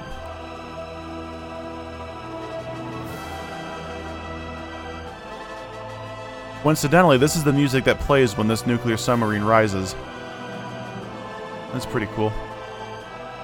So I have just enough rockets to shoot baby Pan A, the final boss, off his perch. This is some RNG here, but it worked out pretty well. Sometimes he doesn't fall right into my hands, but that time he did. So to finish the game, we're going to go surfing on some nuclear missiles. I'm going to shoot him to disarm him, and then I'm going to deactivate these bombs. And I can get 2 done real quick and jump to the 3rd before I have to shoot him again. And that's time. This current PB was by over 6 minutes. And just down from my last PB before that was a 318. So I got a 318 for a while, then I got a 316, then I nailed this one out on a no reset run. Got a 310.24. I'm very proud of this particular run. Hopefully, we can work it down even more, but it's going to take a lot of hard work, which I am willing to do. Anyway, I would love to see this at AGDQ. So, thank you for the consideration. I will be there no matter what, but I really would like to run this. It's such a fun game to play, and I'd love to see more people play it. So, there's your world record. Thank you for watching, and I hope to see you all there. Great night. See you later.